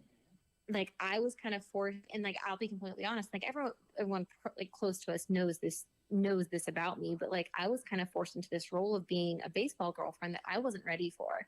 Like, I come from very humble roots. Like, I love horses. I love living in North Carolina. Like, it was a big jump, and like, big league life was really different. And like, selfishly, like, I didn't want to be at every game. I love Supercross wives. I love, you know, all the player wives that I work with. They're awesome, but that life is not necessarily for me. And like, I respect so much the wives that like have side hustles, because I think it's so rad of them, kind of like how I am now. But like, to be a baseball wife, there's so much travel, and you have to live where they're at for spring training, and you have to live where they're at for the season. And like, to be completely honest, like I didn't want to live in Philadelphia or Oakland, and that's where he was playing at the time. And like, Don't blame you. Right? Oakland Yeah. is And like, trash. I didn't want to be a part of that life, and like he had expectations for me to kind of be a part of that life, and like to give up some of the life that I had worked so hard to attain for myself. And we were at different places. Like we were at completely different places at not the right time. And he was trying, like when guys get called up to the big leagues, like instantly they're trying to keep up with the locker room guys, the guys who are driving, the guys that are going to parties, and like that.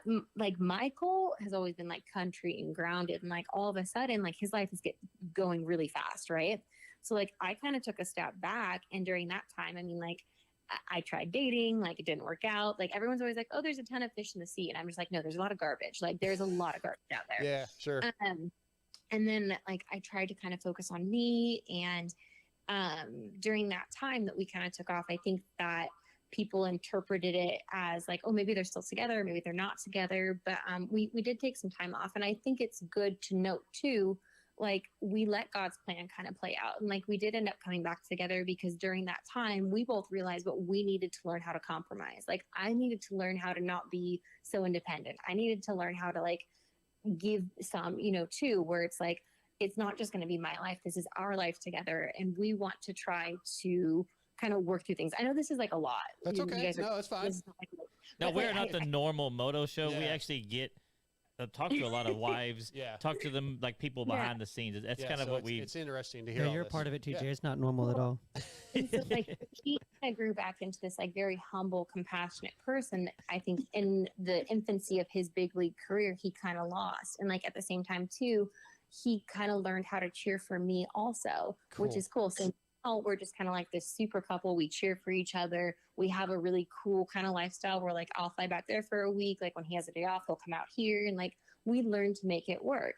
And it's so cool because it's like not every story is like a straight trajectory, right? Sure. So like not every time when you meet someone is it going to be like, okay, straight down the aisle, things are working out great. Like working through things and like growing together is such a huge part of like developing relationships, especially in sports, like learning how to work with your partner on those things. So it's like now we just cheer for each other, and it's awesome. So I'm sorry, guys. Yeah, no, you're good. Does that make you want to look at baseball jobs? No, I don't want any. No. Yeah. I mean, so I was actually offered 2 baseball jobs 2 years ago because I was in between jobs at the time. One was with the Reds, and I also got offered one with the Rays. And I turned both down, not because it's like cold or anything, but like baseball is not a sport I'm super interested in. If I were to ever venture out of two-wheel racing, I'd probably go back to football just because that to me was like the second most fun sport I've ever covered. Yep. In some ways, it would be great if I could create a schedule where I could do both because I honestly love both. But yeah, baseball was not for me. All right, so I got 2 more questions before we let you go, and there's really only right answers to this. So this is your test. Not as stressful.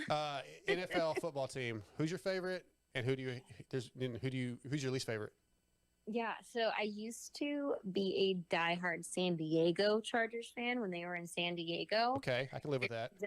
Yeah, but now that they're the LA Chargers, I'm not here for it. So I've recently reassigned myself to the Carolina Panthers. Okay, I'm sorry. Yeah, I'm sorry too. No, that's fine. That's fine. I mean, I'll always like have a soft spot for the Lions just because I used to love Jim Caldwell, who was the coach for a long time there. And I love the team. I love the players. I love when Matthew Stafford was a Lion. So I do like the Lions too. I'm sorry. I'm not like I have a few teams that I follow. Fine. That's fine. As long as you don't say the Cowboys, we're cool. We can stay friends. Now me and Daniel, we don't see it. Yeah, me either. He's friends with me, and I'm a diehard Niners Cowboys fan. So. Okay, Weege or DB? Oh, don't do that. No, you don't actually have to answer. That's the question you should have actually told me was coming. Like you texted me about the relationship one. Yeah. I have no problem. I'm an open book, but don't make me choose between. No. That's why I didn't ask you. I didn't want to. She would have canceled the phone. And all of a sudden, click. She just hangs up. I lost connection. I love both those guys. Sorry, guys. Yeah. No, No, don't. DB's a big friend. Like DB's one of the first people that I really became friends with in the industry, and we just helped me out so much. So yeah. How good is he doing in the booth? Though? Like, how proud of you are him? Well, how proud of him are you? I've had some rants on here, and I also do a wrap-up show for Mathis for the Pulp MX show, and I said, like, I think MVC is idiots. They do not know what they're doing if they do not put him in the booth full-time. I understand the politics behind it, the guys they have that have been there a long time that are motorsport guys, but if they understand our sport at all, Daniel is the only answer, in my opinion. But I am biased, and Ricky and I kind of got into this a little bit. He was like, well, because he feels strongly about Lee also, and I like Lee, but Lee is not as good as Daniel, in my opinion, in Supercross. Daniel is the best for that spot. That's my opinion. Very biased. I understand that, but it is what it is. Mm-hmm. I'm just really proud of how. Yeah. I'm just really proud of how Daniel is doing. Yes. Like, I just think it's really remarkable because when you think about it, he has done color before. He was color when he was in Arenacross. Yep. He is now doing play-by-play. And on some weekends, he's also on the floor. Like, the dude has literally learned every role possible to be in Supercross. And, like, he's good at all of them. Like, I could make a strong argument for him to be in that seat for every round, you know? Yeah. Oh, Yeah, yeah. for sure. He should be. It's wild. He's wildly talented. He is wildly talented. And that's what I was talking about earlier. He makes me mad because he sings great, and he's good at that, and he's a good writer, and his podcast is good, and it all makes me mad. I just can't wait till he has to be in the booth with a tall rider, and he gets to get back on the box again. Yeah, that's going to be the greatest thing ever. Yeah. I love it. DB's great. Oh, well, Kristen, we've kept you a long time. It was really cool to get a chance to meet you very briefly this weekend, and we appreciate you coming on. Well, next time, come up and say hi and, like, talk to me more. Like, I feel like sometimes I'm on an island by myself and no one will come over and talk to me. So please, like, when you see me, I'll come over and talk to you too. Yeah, but, like, when you see me, say hi. Yeah, I'll be at Minneapolis. But I was planning on talking to you more. I actually wanted to interview you on press day, but you had taken off by the time it was over. I couldn't find you. So I didn't even really get a chance to do that. But we'll make it happen at Minnie. Okay, that sounds good. It'll be nice and cold. Yeah, well, Dude, I got a pair of, like, sweet overalls. Oh, I'm bringing my Carhartts. Right. No. So, okay. They gave me the Stitch logo when I started the job. They gave us some, like, Supercross shirts, and I was like, y'all, like, there's one thing that I am a little bit diva-ish about, and I'm like, I want to look cute. Like, I'm a girl. Like, let me look cute. So I was like, get me the Stitch logo. I'll put like the logo on some stuff, and I was just already pre-planning because I know that MetLife is really cool, is what they told me. Okay. And Minneapolis is really cool. Yeah. And so I got a pair of black Carhartts, and, like, on the front overall pocket, I got the little logo stitched up. So, like, I'll be ready. That's like, a good idea. I could put, like, the Moto X Pod show over my Carhartt logo because I know everybody's got an issue with Carhartt right now. I don't really care. I just want to stay warm. So, right? Yeah. Aren't the pits indoors? Yeah, but it's probably still gonna be cold. It's gonna be. The pits they're indoors. open. Yeah, they're open. They there. opened the garages down there, like because they want smoke, or not the smoke, but, like, the emissions to like leave the stadium, and that's exactly where we stand. Like, we stand, like, on the track down there. We were there last. Maybe it was St. Louis. Maybe St. Louis has the indoor pits. Yeah, it was St. Louis. Never mind. I'm thinking. All right, Kristen. Well, we will definitely come by and say hi at Minnie, and we'll do a press day interview. But thank you for coming on. It's been a lot of fun. No, thank you. And we'll have to, grab breakfast sometime and chat and bench race, include you in our bench race texts. Let's do it. Yeah, get us involved. That'd be a blast. But we'll talk to you soon. And we're talking about privateers. We're about to get Richard Taylor on. So, awesome. Yeah. So thank you so much for having time for us. Talk soon. Bye, guys. See ya. Bye. Bye. All right. That was a lot of fun. We will be right back after this commercial break with Richard Taylor. All right. All right, guys. Thanks for sticking around. Our next guest is brought to you by Racetech. He is the Racetech Privateer Spotlight. Racetech is the world's largest aftermarket suspension modification company. All Racetech products include award-winning gold valves, and settings are 100% guaranteed and made in the USA. Visit racetech.com for more info and use promo code MOTOXPOD to save. Tonight, the Racetech Privateer Spotlight is Richard Taylor. What up, Richard? What's going on? How are you? Doing good, man. So it's good to talk to you. It's been a little while since we've had you on. I don't think we've talked to you since you went pro. Yeah, it's been a few years. I actually was thinking about the last time I came on, and I don't even live in that house anymore. Oh, wow. At my mom's side. So I was like, Yeah, it's been a while. Well, I apologize for that, man. But, obviously your dad owns X Brand. I'm my X Brand rep. X Brand supports the show. We should have had you on since then. I apologize for that. It's all good. I haven't really done that much cool stuff anyway until lately, so yeah, it's all right. Well, the last couple of years, man, last year was your rookie season, correct? Kind of. My original first pro races in America, I did the COVID Supercrosses in 2020. That's right, Salt Lake. Yes. Last year was kind of honestly a wash. I didn't even really race. I tried to go to Arlington Supercross on a 450, but I had blown my knee out the week before, and in practice I was like, it's not going to work, so I didn't even race. So so a lot of issues since your rookie try at Salt Lake City. Now, last week you make your first main. Talk about just the progress from Salt Lake City, the knee injury in Dallas, or before Dallas, and then now you make a main event. What does that roller coaster feel like? It's a lot. Obviously you described it, a roller coaster. So there were a lot of moments when I'm like, man, it feels like I'm never going to figure it out, even though I really haven't raced much at all. Just the trials and things that I had to go through with my knees and not being able to get my knee fixed because the doctor said it was going to be a year-long thing because I've done my knee so many times. The doctor is like, hey, if we fix this thing, it's going to be a really, really long road to recovery, and you can't ride for at least a year, can't even be on the bike. And I'm like, well, I can't do this. So then I actually went to CTI knee braces. Brett helps me out huge there, and we developed a custom knee brace that's actually longer. I have 6 straps on the back, one directly behind my kneecap to hold my knee in the brace. Okay. I have the stop all the way up. I have an ACL cable. I have all sorts of fancy stuff on my knee braces. And lots of rehab, and I actually was able to make it work. So CTI I thank them so much for that. But it was just a lot. And then honestly, what really I think turned me into being a lot better of a rider and a lot more comfortable and allowing me to off season has really been the biggest thing for me. I gained a lot of confidence in everything, and jumping stuff and whoops, and then just going to the races. And now that I'm at the races this year, just being able to race them each round and come out healthy and learning at each one, I just feel like I'm improving a lot. Yeah, that's really what it's about, man, at this stage, is just learning. So that's good. So you made your first main this season. So coming into this season, did that happen faster, or maybe took longer than you expected? And then now that that's done, where is your next goal at? Yeah, so going into this year, I decided I was going to ride a 250 about 2 weeks before Anaheim. I was on a 450 all off season. So coming into Anaheim, I had my goals. It was kind of a question mark. I didn't really know where I was going to fit in.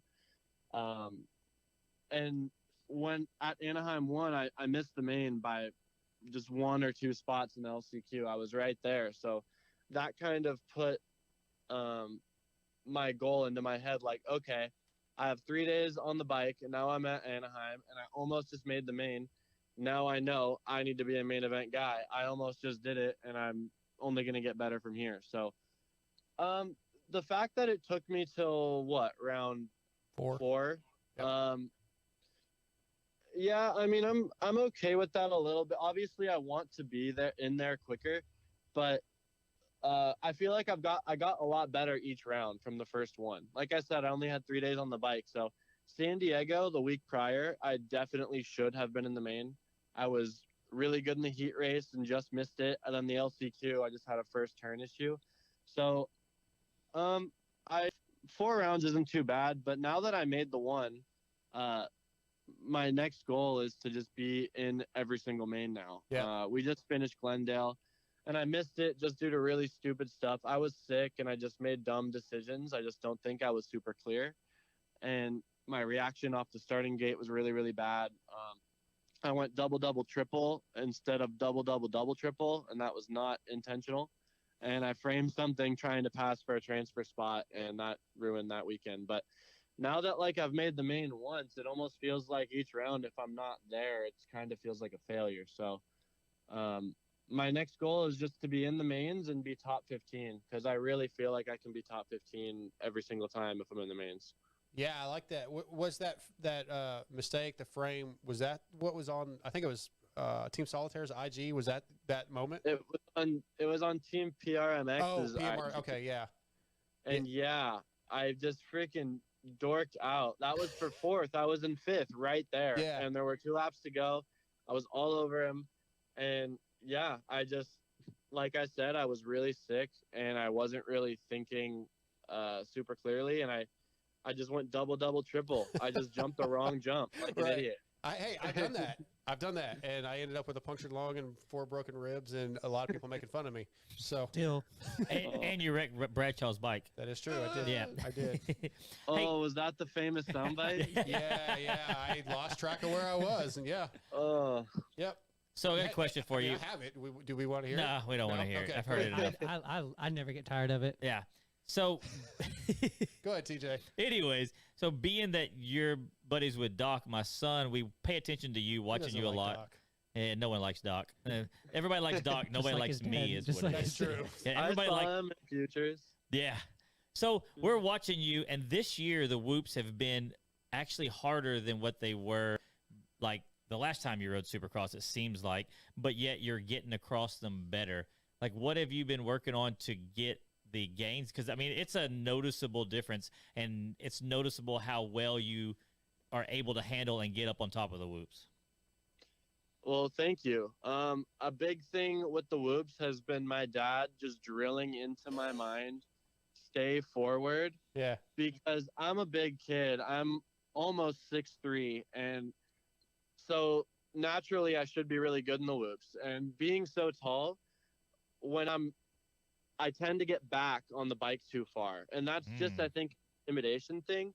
So like when you watch the best guys through the whoops, they're very neutral, head over the crossbar, back arch, straighter legs, and they look super controlled and they're blitzing across the top. Well, I go in sometimes and I tend to get too far back. My head's more over the seat instead of the crossbar, you know? Yeah. And that just causes me to either miss one and drop in and then it's really bad, or hang the wheel up, the rear wheel up really bad each time because my weight's too far back. So I'm just hanging the rear wheel off every whoop and not letting it bounce across the tops well enough. So you my think... dad is... Go ahead. I'm sorry. Yeah, no, it's all good.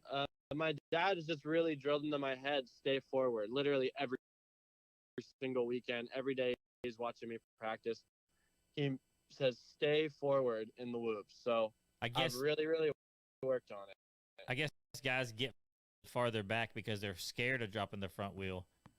You know, that would be my natural reaction. Just thinking, like, I've never blitzed a set of whoops. I would think you lean back. I'd want all the way back and try to get the front wheel all the way off. Never touch. Yeah, exactly. Yeah, like MX versus ATV. Like exactly. In the game. Yeah. Gas it and pull back, and you blitz the whoops in every single moto video game ever, right? Sure.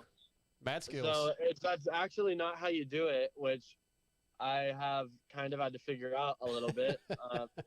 Because it's a balance. Like you can't be too far forward, obviously, and then based on like how much traction you got to get back more or whatever. But I found myself I fall too far over the back, and then that's not how you go fast across them. So, and that's also a confidence thing. Like you gotta commit and be neutral and be ready. So I'm getting better at it. I think I'm glad you're able to see it. So.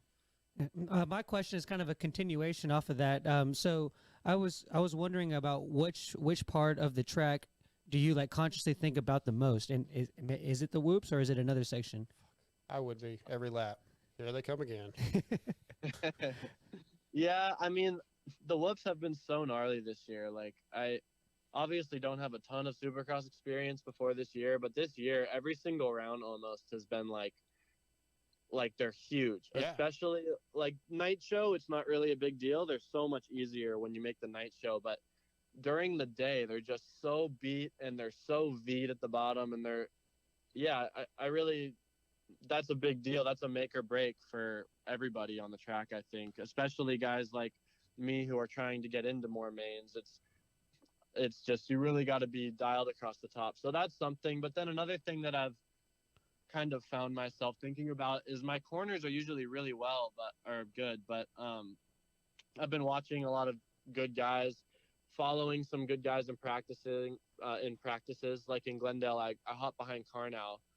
He was top of the B group this past weekend, and I was second right behind him just because I stuck to him, followed his lines, and I'm learning some of those guys who are veterans and good at this. They're really low in all the corners. Like before the whoop section in Glendale, he went so low and tight in the corner, almost didn't even use the berm, and came out and cut so much track off and still was able to blitz the whoops. And I followed him for that lap, and it really kind of opened my eyes right then. I was like, wow, like I don't have to go up and use this big giant berm if it's rough and ruddy. I can just go to the bottom, pivot, get out of it, and save a quarter of a second in this corner. And I mean, I think that's something that I'm going to look at moving forward, and I've just learned now. So it's cool to see that stuff and try and incorporate it into my game.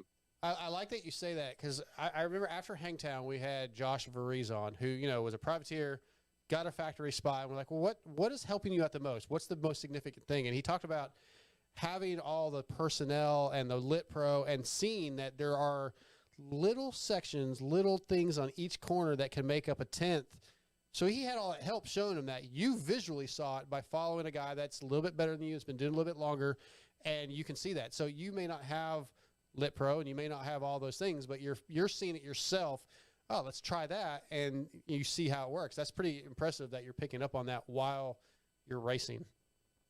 Yeah, and I mean, that's another thing that my dad he knows a lot. And also shout out to my dad. It's his birthday today. Oh, wow. But he told me, he says, go out first or hop in directly behind someone who's good. And I know Logan was the best guy in that group, so I wanted to get behind him, and it helped me. It put me right behind him by a 10th on the board. So I qualified 19th after that first round, and if I wouldn't have followed him, I probably wouldn't have had that time. Yeah, so impressive. It's helpful.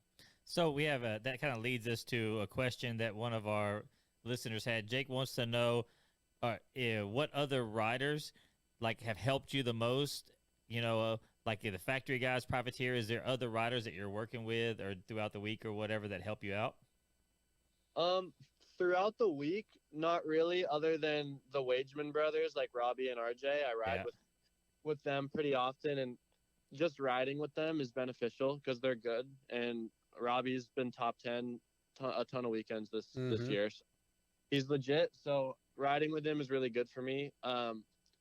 But I mean, growing up, I worked with Buddy Antonez for a couple years from when I was in C class and first starting to go into B class. But really, I've never really worked with any riding coach or specific riders other than my dad, and just trying to, like, it's the same thing with practice tracks. How I talked about hopping in behind people and trying to learn from them. Living in Southern California, there's so many good guys who ride around where I am. So hopping in, watching them, but more importantly, hopping in, not being that guy who's annoying, who's like hopping in behind all the guys trying to chase them, but just kind of pacing them, looking at what they're doing and trying to incorporate that into what I'm doing. That's kind of just how I get better. Yeah, well, next time I'm out in Cali, we'll go ride, and you can follow me and learn a few things. Yeah, no, that would definitely. I don't know if he's capable of going that slow. Probably not if I fall over. Just keep him off of a Yamaha 450. I would say I'd follow you off some jumps, but I just hope you don't time the wrong one. Right, exactly. Yeah. Go ahead. So you mentioned, you know, making that back in the day, making that C class to B class transition. Well, at what point, what and when was your kind of breakthrough moment where you were like, I can go pro? So I was a very late starter. A lot of these kids that I'm racing now have been winning championships amateur since they were little. So I actually didn't really get into racing dirt bikes seriously until I was 15. So I was already on big bikes. And I did 1 year of C class where I was just doing them for fun, wasn't really sure what I wanted to do. And then I did my second year C class. I started winning a lot of stuff. And that when I started winning a lot of stuff like amateur nationals, like Mammoth and all that stuff, I knew I could do it then. So that was something big for me. Just winning, I really liked it. I felt like I was on pace with guys in like the B class towards the end. Not that I was sandbagging or anything. It was only my second year actually doing real races. But I happened to get good and start winning and finished out the year. And when I went B class, Suzuki picked me up for the amateur team right when they brought their amateur team back. It was one of the first years with Chris Wheeler. And that was kind of when I was like, yeah, this is what I want to do. I really want to do this. And there's been times throughout, like I've always wanted to do it, but there's times when I'm like, man, am I going to be able to? Just like with when I keep getting hurt or I go to a race and I would get worked really bad or something. It almost was discouraging, but I was always able to come back and have a result not long after where I'm like, no, okay, I'm good. There's potential, not to do that, but like, I just know there's potential and I have potential to be really good. So I just really want to unlock that all and do the best I can before I'm done. Awesome. You got any more, Scotty? I thought you had another. That's fine. Hey, before we let you go, Richard, I got to get one story from your dad. Legendary test rider. I mean, he's done so many things, seen so many things, raced at the highest level. Give me one good story on your dad, just anything. Got anything? I'm trying to think off the top of my head. Well, everyone, you guys know the Washougal thing, right? How he was leading. Yeah. I mean, yeah. How about, like, I want something though, like when you guys are at the track together, something that he's riding with you, or maybe something he tells you, trying to motivate you, like something that while you're out there riding, something badass your dad's done. Well, I was actually just out at Bean Canyon with him before the Supercross series started. This was a month and a half ago, maybe 2 months ago now. And we're out riding. That was his kind of stomping ground back in the day. He had video parts out there. He's done lots of cool stuff, cliff jumps, all sorts of stuff. Yeah. So I was out there trail riding with him and my brother. And there's all these cliff jumps. Like, and by cliff jumps, I mean, it's not even a cliff jump. It's just a wall. So we'll ride and, we're in like a little ravine area. And on our sides are like straight up walls, like naturally just built. And he goes up and stops, and I'm like, why are we stopping? And he looks at the wall, and I'm like, really? Like, you're gonna jump up this? He does a little loop on my old Suzuki 450, and he goes up, wheelies into it, up the side, lays it over, and is somehow completely flat, and 180s, and lands 180 and rides back down. I love it. I love it. RT is the man. I tried to do it, so I was next. I tried to do it. I jump, take off in the air.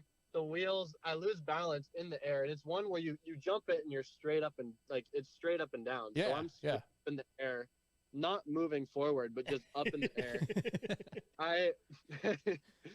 I lose balance in the air, full naturally stick my leg out, land.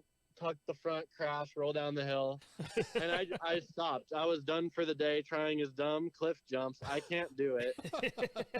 I have to get ready for Supercross, and I'm gonna freaking tweak my knee or something trying to do yourself this. down. I let him do all the technical, cool cliff jumps the rest of the day, and I watched and I rode back and we went home. So that was the day that day. Does he talk so mad he's trash? Really good at all that Does stuff. he talk mad trash to you when he's doing that stuff? I mean, yeah. Another thing, I have a Supercross track that I ride by me kind of, and there's some free ride hits around it. And we're looking at, there's some like a big hill hip jump. Like a lot of the monster guys went there, I don't know, a couple months ago, and they're doing oppos and stuff off it. No one was there this day, though. It was just me riding the Supercross track. Then there's this hip jump, and Dad's like, oh, man, I need to bring my bike next time. I could just be upside down off this. And I'm like, are you serious? Like, I don't even want to jump this.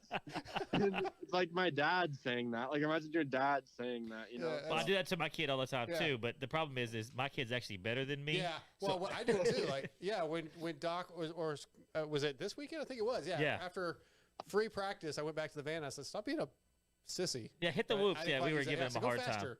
time. Hey, And like, yeah, like I wouldn't even hit him, but to Doc's credit, he'll say that about himself. Like, hey, what do you need Yeah, to that's like, true. what do you need to work on the most? He's like, I just don't need to be a pussy.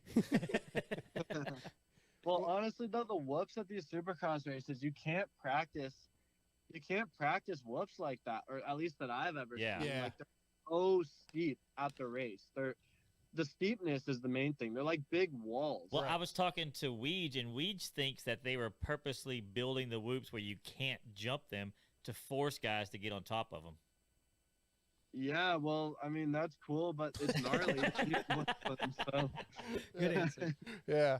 All right, Richard, man, we got to wrap this up. We got Tyler Enticknap up next, but dude, it's been really cool having you on the Race Tech Privateer Spotlight, and I will see you in 2 weeks. No, you won't be at Minneapolis, so I won't. No, see you. I will. Oh, I'm actually going to do. My plans to do all 17. And I'll be you on told me that. 450. Yeah, Yep, 450. Yeah, that's I'll right. be on the 450. Hell yeah. Well, then I will see you in 2 weeks, man. Yeah, thanks. And I just want to throw a couple shout outs to some people who have helped Do me it. out Of because course. obviously my dad, X-Brand Goggles, that's his company, and I know you guys know. Amazing. The new goggles, sick. And then just the Rock River Yamaha team, that the whole program's been sweet. Dave McCarthy's been helping me out. Firepower. CTI is the only reason that I'm racing right now because my knees would not work if I didn't have them. See Me Spine and Wellness, Dr. Sean actually let me throw my suspension on his YZ250F and give it a shot one day at a Supercross track to see if I wanted to commit to 250 before I went and bought one. Oh, that's that was cool. Hell yeah. Yeah. And then Dunlop, UFO, Guts, Flow Motorsports. I use a low and back peg on my Yamahas and a Guts tall seat. So I got tall seat, low pegs. Yeah. Same roll shot devices and W wheels, but everybody else. And my trainer, Daniel, and just everybody who helps me out, it's huge. So, yeah, I'm excited for the rest of these. I think doing all 17 is really going to help me, like, experience-wise. So. Absolutely. I agree. That's smart, man.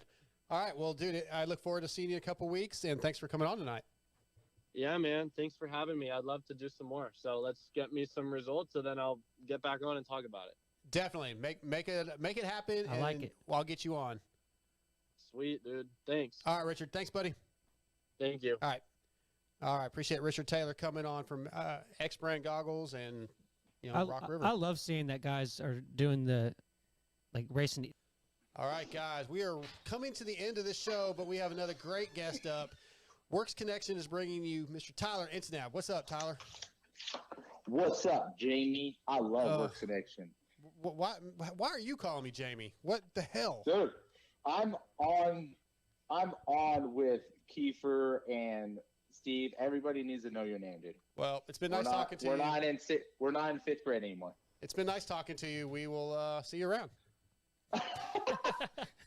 No, it's fine. I don't really mind it. And, Ty, I get it with the press conferences and the articles that I'm writing, but I don't know. Like, part of me feels like everybody knows me as Darkside now. It's not a brand, but it's just I don't know. I go ahead, TJ. Well, here's a good way to put it. Everybody knows your brother as the 7 Deuce Deuce. They know his name and stuff like that, but it's branding. And in a way, I'll give Jamie, Darkside, or whatever credit of the branding. Because if he'd have gone around the pits for the past few years introducing himself as Jamie, people would forget that. But when he goes around saying, I'm Darkside, then that sticks out. Weirdo? And it sticks in the brain. And it's good branding. I mean, he's not wrong when it comes to the podcast. Come on, Tyler. 2018 Houston Supercross. First time I met you. Yep. You're probably like, I know. You said, hey, I'm Darkside. And I was like, what? Exactly. And I was like, are you serious? And he's like, yeah, I'm Darkside. I had Moto X Pod. And I'm like, oh, okay. Yeah, see? It stuck out. If I'd been like, I'm Jamie, you'd have forgot about it. You wouldn't remember that moment. No, I would definitely remember it. I would have for sure said, oh, okay, what's up, bro? Yeah, you would have. But it's just, I guess, like I said, I get it. I've been thinking about it a lot. I get a lot of messages and DMs that are against it, a couple that are for the Jamie, but it's just like everybody's like, dude, that's who you are. That's what we know you as. And I kind of feel like that's partly true. To change it now feels weird. It's awkward. Even though it's my real name, it's still awkward now. So, but it's all right. We're here to talk about even the local guys now all call him Darkside. Like before, he was Jamie Guida, or because his last name's Guida, or everybody called him Guida. Yeah. And then that's just changed to Darkside. That is somewhat true, but the only one that won't do it is Amber. Tyler, I have a fair compromise. Okay, on the press conference and anything official like that, he's Jamie. Yeah. But other than that, anywhere else, he's Darkside. I mean, his contact in my phone is Darkside. Mine too. That's right. Yeah. All right, Ty. We are here to talk about you and Hoosier Arenacross and FS1. I know we heard a lot about it on Pulp last night, but let's get into it. I want to hear the details, and maybe we'll get some super secret shit that Steve didn't get. Oh, of course. You know, I'm holding a lot of good stuff for the Moto X Pod and Jamie and Darkside because I love you. You always treat me well, and I love just catching up with you. Yeah, man. It's been a bummer because I haven't seen a lot of you guys in a long time just because I haven't been out at the races, but it's been good. I've been still in the loop. I got the opportunity to be on Hoosier Arenacross on FS1 and FS2, and I jumped at it, and it's been really good so far, and we've had really, really good racing, so I'm hoping that everybody can check it out. So to start it off, so we have a premiere time, 10 a.m. and 11 a.m. on Sundays is when the new episode drops. And then throughout the week, like Tuesdays, Thursdays, and like Fridays, we have reruns on FS1 and FS2. So anybody who can record them or check them out, please do. It'll help us. And the ratings have been really, really good so far. I think we're on track to hit like 1 million views on FS1, so that's great. That's really good. Yeah, we've known Jay Reynolds for years. I went to it was the Nitro Arenacross series before it was Hoosier, and TJ here, he's been involved with Jay for a long time. Good dude, and every year he tries to grow it a little bit, add new things. And I know Steve kind of mentioned this last night. Like one of the differences in the Hoosier Arenacross and the Kicker Arenacross is really to me it's like more of a family thing. You come out, your kids can ride. There's a lot of amateur racing going on, and then on top of that, you have this great pro series that he follows, and you got Brian Jackson with the stunt show. I mean, Brian's a friend of ours. Like the things, it's a really killer series if it comes to your area, and now to be able to watch on TV. Yeah, and we didn't get too in depth about the Hoosier Arenacross. I wish we got a little bit more in depth on Pulp, but also. The Hoosier Arenacross and Jay do a really good job of promoting and running races in kind of like the Midwest section of the United States. Yep. So we have a lot of our pros, a lot of the same pros travel with the whole entire series. Like we have about 10 to 12, pros that travel and do the whole entire season. Where in Kicker Arenacross, you'll get like, the Phoenix Honda guys, and then a whole bunch of mixtures. So sure. Jay does a really good job of promoting, that Midwest section of the United States so everybody can travel, and it's really, feasible for the privateer guys to kind of travel, and they don't have to travel that far. Yeah, it's a cool series. TJ, like I said, you've been involved around that series for a long time. Yeah, Jay and I have known each other for a long time. It's probably, trying to think, even before it was Nitro, when we started running the series out there, and me and Jay, because of doing announcing and stuff like that, I've just known him for a long time. Jay's a really very, very eccentric, is that the right word, dude? Like, really interesting. Thinks outside the box. Yeah, and he's a very interesting person to know, and he comes up with these ideas sometimes, and you're like, Jay, you're never going to make that happen, and then he pulls it off, and it works better than what he even thought it was. Yeah, no, he's definitely a very passionate. He loves the series, and he just wants to make it better. And, next year, I actually just talked to him the other day, and next year he's going to make it where it's going to end before East Coast, so a lot of the riders can go and start East Coast, because our last round is February 25th and 26th in Tunick, Mississippi. So, but next year he's going to do a little bit better on scheduling. Yeah, before for East Coast, so everybody can still do East Coast Supercross. And also the venues he chooses are really good because he'll pick places that'll end near like a casino or not end, but like be near things to do. It makes it like you said, the amateur racing's good, and it's more of a destination than just going there for a race. Yeah, no, I actually went to the Kansas City one, and that was a cool one because I've actually never been to Kansas City, so that was a cool town to go to.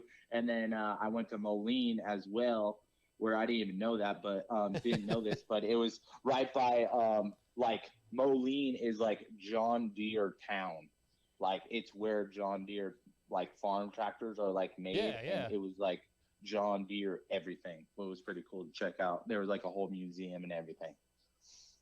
Okay, so Tyler, going into the broadcasting, what was kind of maybe the most unexpected thing that happened that kind of maybe caught you off guard or anything like that? Going into broadcasting, it was tough to kind of talk to an audience and flow and think about what you're going to say in continuous and kind of almost make it a punchline and make it a hit line where, you have to start and end and then work on your transitions. Like you can't just talk.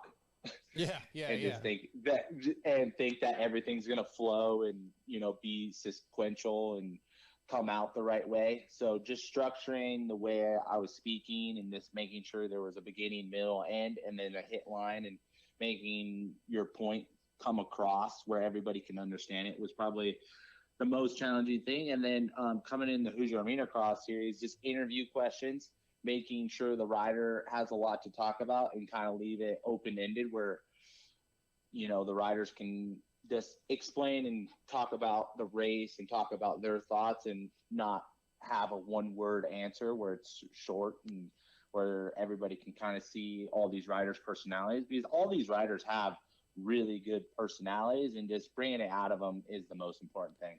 Yeah, I think that's a big thing we talk about on like the Supercross program. We've talked about in the past is like, we hear from Eli every week and Kenny every week, and who cares?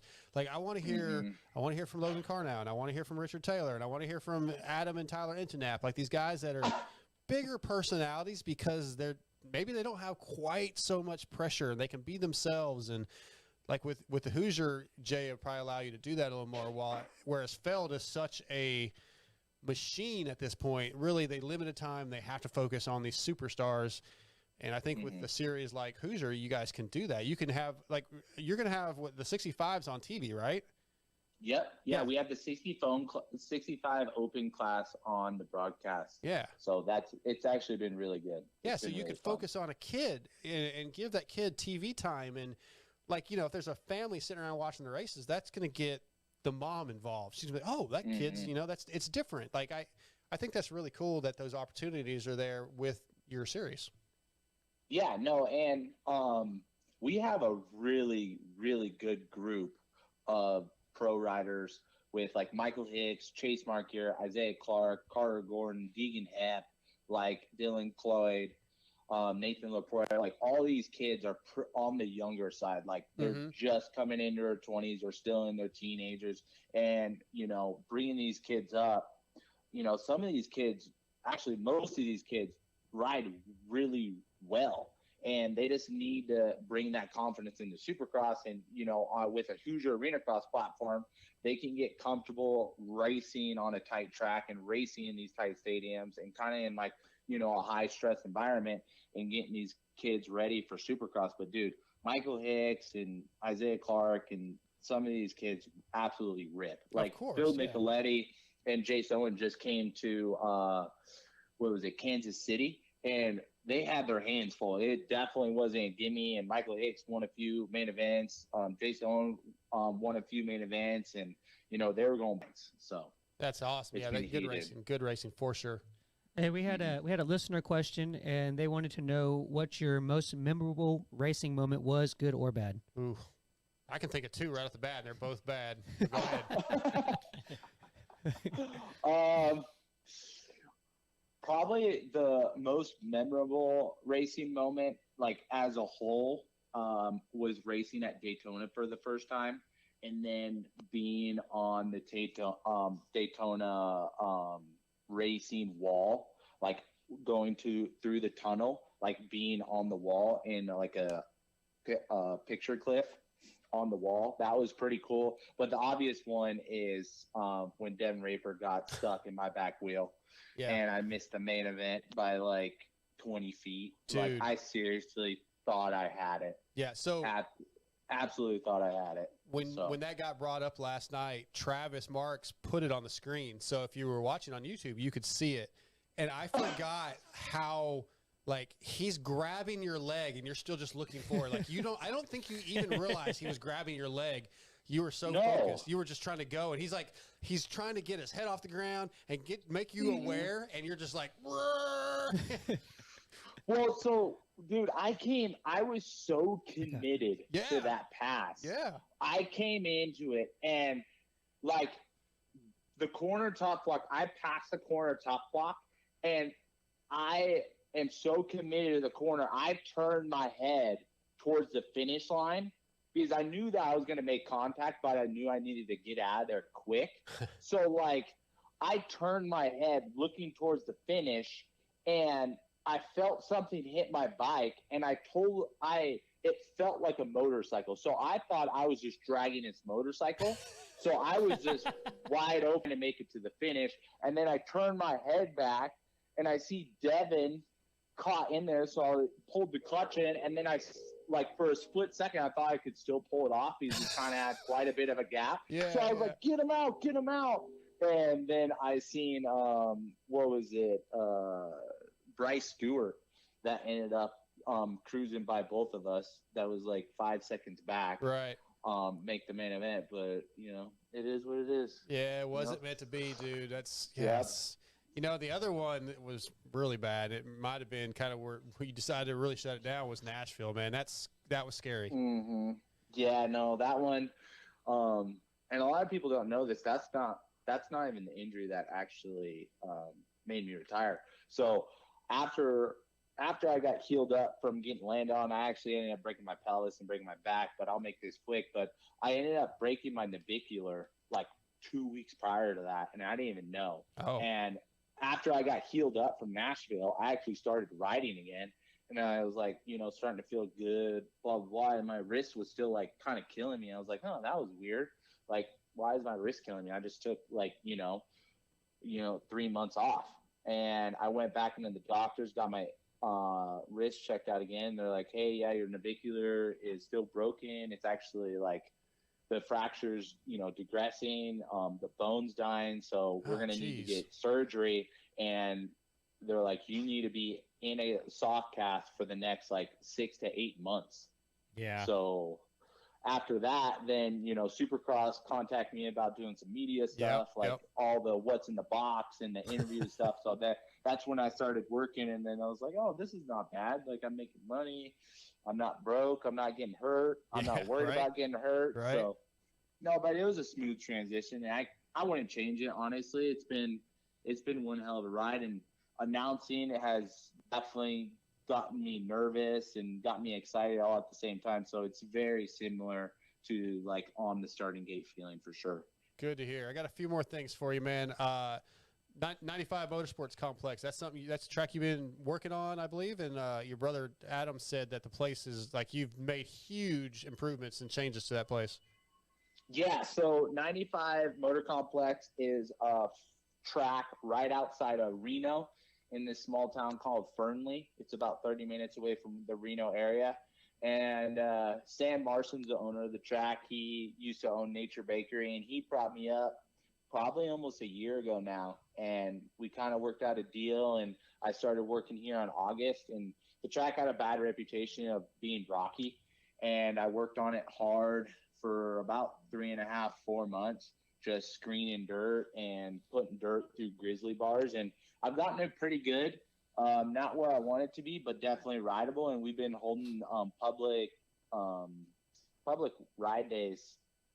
We just had one last weekend. We've had it open since the end of November, and it's been going really well. And I have about 6 events on the schedule for this year, and trying to start my own promotional company and doing races up here myself as well. So that's good for you. It's a big step, and it's definitely a huge operation, but it's been working out really, really well. Be ready to use all your energy and power not to kill some mini parents if you're going to be running races. Oh my God, you guys have no idea. I've already had to like. Oh, I do. I'm an AMA ref, so yeah. Oh well, yeah, dude. I'm already starting to split up practices, and parents and vet riders are already starting to get mad at me. And be like, of course. They're in this practice. Why are we only getting this many minutes? I'm like, dude, you're lucky I'm done running this thing like Glen Helen, just saying free for all. Open, yeah, right. Everybody could, try to kill each other. Yeah, you're right. Yeah, wide open, just go for it. If you can make it around the track, good luck. Yeah, being a track owner or promoter is it's a thankless job. Yeah, I know. Yeah. But, but I'm really excited. Oh, go ahead, Scotty.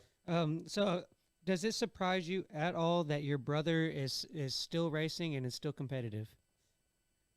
No, not at all, actually. Dude, like, I think Adam is a really talented rider. He just in his head too much. And I've actually had numerous conversations about him. And, dude, if he can get a start, he'll be up there. Like, the Brees thing was super unfortunate because I felt like that's the kind of kick in the butt he needed to just jumpstart his season. And he was finally up there, and Brees just cleaned him out. But I'm seeing Adam make a main event in the next 2 to 3 rounds. But no, it doesn't surprise me. He's a really smart rider. He thinks about every decision that he makes, and it's kept him out of a lot of injuries and a lot of crashes. Right, so. Yeah, definitely. All right, last question. We'll loop back around after that to Hoosier Arenacross, but how's it feel being an uncle, man? Dude, it's so fucking awesome. It's so awesome. I was actually talking to my fiance today. I was like, man, I have baby fever. Oh, boy. I want a kid. Dude, because, like, me and Addie are so close. Yeah. Like, me and him are, like, absolutely best friends. We talk, 2 to 3 hours every single day. And we always think about how we're going to end up living close to each other. And our kids have to be, close in age so they can hang out. But, dude, I love that little dude. And my sister's new baby as well. So, and my little sister has one on the way that's due in May. Ooh. So, like, the Enticknap family is about to get big. That's cool. I forgot you were engaged. So, I think, congratulations on that, man. Mm-hmm. No, I appreciate it. All right. So, before we let you go, wrap it back to FS1, man. Give us the date, the times again, and where we can find it all. Yeah. So, if anybody's interested in Hoosier Arenacross, please check it out. We have some really good racing coming up. We just had the Kansas City Night 1 go Sunday at 11 a.m. And then we have Kansas City Night 2 coming up 2/13 at 7 a.m. Jay Sowen and Phil Nicoletti will be in that one. And then the following Saturday, 2/19, 7 a.m. again, we have Moline Night 1. And then the Sunday after that, Moline Night 2 is going to be there. And Travis Sewell actually showed up for both of those rounds. And it's really good racing. It's your classic arena cross racing. Anything can happen. Very bar-banging action. It's very entertaining to watch. So I recommend it to anybody that's interested in two-wheel racing. Of course. Absolutely. Ty, dude, man, thanks for reaching out and coming on. It's been a long time. I hate that we haven't seen each other in a while. We got to figure that out, man. So, but it's been great talking to you and catching up. Yeah, no, it's great to be on and great to talk to you again. And good luck with the haircut. Yeah. Hey, if I just get the damn bike, maybe I'll feel better. But we're working on it, man. I had a talk with not Kiefer, but Steve this weekend about it. So he explained the situation, but it's coming. You know what? You've known me for a while, and I've had long hair for basically my whole entire career. And then about 2 years ago, I went short for the first time, and it's definitely a change of pace. You'll save a lot of shampoo and conditioner. Right. And I think it made me look better looking, honestly. Well, I don't know if I feel that way about myself, but I mean, and I know how my chick feels, so I'm not. That's one of the reasons I'm not stoked. She does not want it cut. You know what? They say that until you get your hair cut, and then you'll be like, damn, babe, you're looking fine. It's like a whole new man. Exactly. But then you got to get it cut like once a week. It's annoying. It's probably growing back out. Yeah. I'm gonna grow it back out. No, dude, I only get my hair cut like once a month. You don't got to be all trimmed up. You'll be Right. fine. Yeah. Shaggy. Ty, Yeah. thanks, buddy. I love talking to you, man. Hey, same here. You All guys right. have a good night. You too. We'll talk soon. See ya. Bye. All right, bye. All right. Thanks to Tyler Enticknap, Dean Wilson, Kristen Beat, and Richard Taylor. Clearly, You see, there he goes. He Yeah, well, he two can't- beats. anything, No, anything happens, he things just at once. loses it. I He just thought falls apart. The world's up. It's like Chicken Little. The sky's falling. The sky I is thought falling. I had muted his track, and then it beeped. So I was like, "What did I do?" And I actually unmuted this other mic that we're not using. I know. Good job. Every What the- time we're trying to like tell each other something, he's like, What's going on, man? What are you doing? I can't help it. I It can't distracts handle me. it. It's I like a puppy. cannot help it. I'm sorry. That's why we can't have. I thought about getting us like a Slack channel going during the show. No way. Because you'd be in the middle of talking. Way. I'd be. What would that? I'd read. What would be I'd the be purpose like, of that? "What did you mean by that, TJ? What? Yeah, exactly. Yeah, exactly. Yeah, absolutely Oh, not. okay. Not cut out for that. So, okay, we're gonna start wrapping this thing up, but there's a couple topics I want to touch on real fast. Press conference. Your first press conference you ever did, Yep. Scotty. I don't know how many people watched it. How'd you feel about it? Was it scary? Was it exciting? I didn't really like know exactly what to expect, and like And you never used Zoom, so that was I'd interesting. never used Zoom before. I literally logged in like that day. Yep. And everything I did this weekend, I never done. I've never done a video. I've never done video editing. I've never videoed an interview of any people. Never kissed a man. That was the first. Yeah, that was the first That too. was the first time that he's ever like. I told him to go off by yourself. He didn't have his parent around. Like, Yeah. You could go off. Dude, Darkside makes it unsupervised. look so easy just walking into those tents. It's scary. He's kind of an a-hole so- at the races, though. So, not. I introduced him to everybody. No, he did. He I was know. awesome. Come on, He was you a gotta- good. He was a I good went and found grandpa. He Kayla. was a good grandpa. I wanted to see the candy drawer that Steve was talking about in the Honda rig. I've Yeah. never even been in the Honda rig. That's the only rig I think I've never been in. Yeah. And she's like, "Yeah, come on." And I go in and I look back like for Scotty. And Well, he didn't she follow. told you to wear a mask, and I didn't have a mask in my that pocket. is true. But I was like, "Why'd you stay outside?" But yeah. Anyway, press conference. So yeah. Is this? Am I getting set up for being I had roasted? to, like, I'm on screen. He's a few seats down on screen, and Yeah, he the press couldn't box? figure out how to like. Yeah, Yeah, yeah. okay. He had never used it, so I had to like take my headphones off and go down there and like show him how to. Oops, somebody's phone. See, I'm distracted. Scotty.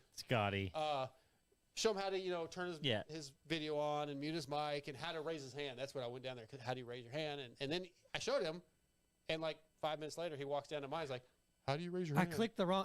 For some reason, I thought it was another thing. So anyway, so many things that I had to teach him this weekend, Oh but my God, such a. he's Oh my. He's going to be a good Padawan. yeah, I like that. Presser, how'd you feel about it though? In the end, how'd you feel about it? Honestly, like I kind of just went into like because we've talked to Hunter. I didn't get to talk to Eli. You talked to Eli before, and I think we've talked to Mookie before. I can't remember if we have or not. I've never been on. Nope. Oh, okay. Well then, that didn't bother me too much because I've talked to some of those people before. So I just kind of had to like focus. Apparently, I read from my notes. That was apparently a no. So I'll get better Who at told that. you that? You told me you were okay. looking I thought down at maybe your somebody notes. else did. I did tell you that was on the press. No, it was, when did I tell you that? It was on something specific. Oh, it was on the press conference. Yeah, that's what we're talking about. Yeah. Yeah. I was like, come on, man. I'm an idiot. But, Yeah. It looked like you could tell you were reading. Yeah, so I work on that, but But they don't the show way your the- faces, the so way it the doesn't Zoom, matter. I think they No, but you do. can hear it. But they don't show your Well, okay, faces. on our screen. Yes. Yeah, but I'm saying they don't show it on online. people To the that see it. writers, So, okay. but it was still anyway, you could kind of tell. I couldn't, Okay, good. but you're a dick. Maybe so. because I was watching it. So, but as far as like getting to the questions, it went pretty well. I feel like there's a lot I can learn from, but overall, it was like a really cool thing to be able to be a part of. Yeah, I was actually pretty stoked on this press conference because I got to ask Hunter about doing the double. I got to ask Christian about the freeze thing because I got first. Well, Yeah. actually, Weeds got first question, but he didn't go to Christian, Yeah. so I got that. And I was kind of stoked that That was a big I moment. got to ask a couple of the questions that I really want to. You had seen the quad during the live race. Yeah, I for finally saw Chase. that today. That was nuts. Was told me about it. Somebody else texting Mathis, or were you? Did you tell him about No, it? he was finding out after you told me. Yeah. But I didn't tell him, but somebody texted him, and I saw him look up. I would like and start watching for, but he kept missing it. I'd like to give credit to Doc because when we did track walk, Doc goes, somebody will quad this, and I'm I said, Stewart's not here, no one's quadding this. I thought that the quad was going to come from that long triple section. I thought they were going to get triple. He was like, they're going to quad out, and I was like, that was too long. But that one deal, because I didn't even think they'd triple it. If you walk the track, the takeoff was literally a 3-foot jump. It's tiny. Right. And it was like a 3-3-6. And Doc goes, they'll go 3 and triple. They'll go off this 3 and triple. And I'm like, no way. And Doc goes, somebody will quad it. So we sat over there and kind of paid attention. It's crazy that it was the end of the entire day that it happened. I guess maybe he did it during practice. Yeah, he did do it in practice? Okay, I didn't know. He knew he had it. That's kind of what he said. I had it in my back pocket, and then I pulled it. So anyway, that was cool. Marv did it too. Another thing that threw me off in the press conference is like the Zoom thing. It looked like it was in order, and then all of a sudden she they move around as you talk. And so I didn't know like when I was gonna be next, and it's like she's like Kristen was like, all right, Scott Thompson with the Moto Spot Show, and I was like, oh shit. I got last thing, in the airport, I talked about this when on Pulp because I didn't get that far in Pulp. So we're at the airport in Phoenix, right? We're at this little Mexican restaurant sitting there in stools waiting on our time. There's a line of people to get their food right in front of us. There's a guy that's got like a White Sox shirt on, and he's got these athletic shorts that had some kind of print on them. Whatever. This guy's like, I wonder if he knows Chris Betts. I was like, what? He's like, he's baseball. Who says that? I said that. Scotty says that. And Darkside was like, you're an idiot. Well, I know. I was like, why would he know Chris Betts? Well, baseball stuff. I was like, okay, just because he has baseball stuff on doesn't mean he knows like a AAA baseball player. Yeah. And he goes, no, I think he plays. And I go, okay, even if he does, do you think they know everybody? Like, you're an idiot. And he just kept on and kept on. I was like, fine. Dude, hey, man, you know Chris Betts? Dude, yeah, he's like highly talented. No, that's not how it happened. You said, you said, do you play baseball? And the guy was like, I did. Yeah, I do. Like, duh, obviously. And then the guy was I wear a 49er shirt. Hey, dude, do you play football? But then the guy was, and he was like, yeah, and he was like, and Dark's like, do you know Chris Betts? He's like, actually, yeah, I do. And I was like, boom. Yeah, he proved me wrong. Yeah. And then like I told Betts about it. Betts is like, that's awesome. You got to tell Steve. So I tweeted it. Steve's response is nothing about Chris Betts. He doesn't care that this guy knew Chris Betts. Your ability to talk to strangers is unbelievable. But that's a Texas thing. That's a Texas thing. Huh? That's a Texas thing. Well, and then he called me out last night. You'll get to it eventually on Pulp. Yeah. And I was like, well, Steve, like, I'm a nice person. Like, you don't know anybody until you talk to them. Yeah, that's how you become. We're not getting into that. He almost needs to bring it in a little because you were like, he was showing grandbaby pigs to the people sitting next to him in the plane, and they were like showing pigs. And like, she talked about a grandbaby. Or a daughter. They were talking about they were talking about. You're like, yeah, here's my grandbaby, and I did. I mean, it doesn't surprise me you doing that because I would do the same thing. Yeah, I know you don't care, but I don't care myself. He's very chivalrous. We were on we dropped chivalrous. Chivalrous. Yeah, I know it's a big word for you guys. No, it's not. But so we were on the way. We dropped the car off at Enterprise. Dickhead. We're getting shuffled back to the airport. And this made me mad. And then there was like four dudes, all in like probably like 20s, sitting down, and there was a lady with a 10-year-old. They were standing up. And, on the shuttle. Yeah, on the shuttle. And Darkside was like, well, it would be great if any of these fine gentlemen would give their seat to a lady. Didn't even budge, bro. And I looked back and like there's smoke coming out of Darkside's ears. He's like, I'm about to say something. It was so funny. I didn't actually speak up. I should have, but you said something kind of like I think I said it loud enough, not where they could hear him. The dude next to me maybe, but I was. So did you get up and give her your seat? We were standing. We were standing too. Of course I would have. Yeah. But yeah, it made me mad. Like I was like, that's unreal to me. You're very chivalrous. Man, I'm a nice guy, man. Yeah. Oh, and another we cool thing, just kind of a random thing that's kind of like what the position led us to do I thought was cool is we gave Moseman a ride back to his hotel. Oh yeah, he needed a ride to the hotel. Yeah, that was cool. Yeah. So it was a very fun weekend. It was, and I can't wait to do it again in 2 weeks. Suck it. Well, I'll be there in a month. Dallas. Yeah. You get presser at Dallas too? Yeah, I got a press pass for Dallas. Awesome. Yeah, I got him hooked up. All right, guys, we gotta wrap this thing up. I want to thank Cherubies USA, Race Tech, Fly Racing, X-Brand Goggles, Works Connection, Torque One Racing, Our Jerky, Berm Lords Graphics, and Jersey ID, Shock Socks, Williams Motorworks, Extreme Colors, Blood Lubricants, Power Band Racing, True Fusion Sports. And don't forget, we got some promo codes. Hit the email, motoxpodshow@gmail.com if you need any help with those. Other than that, guys, we're out. See ya. Peace.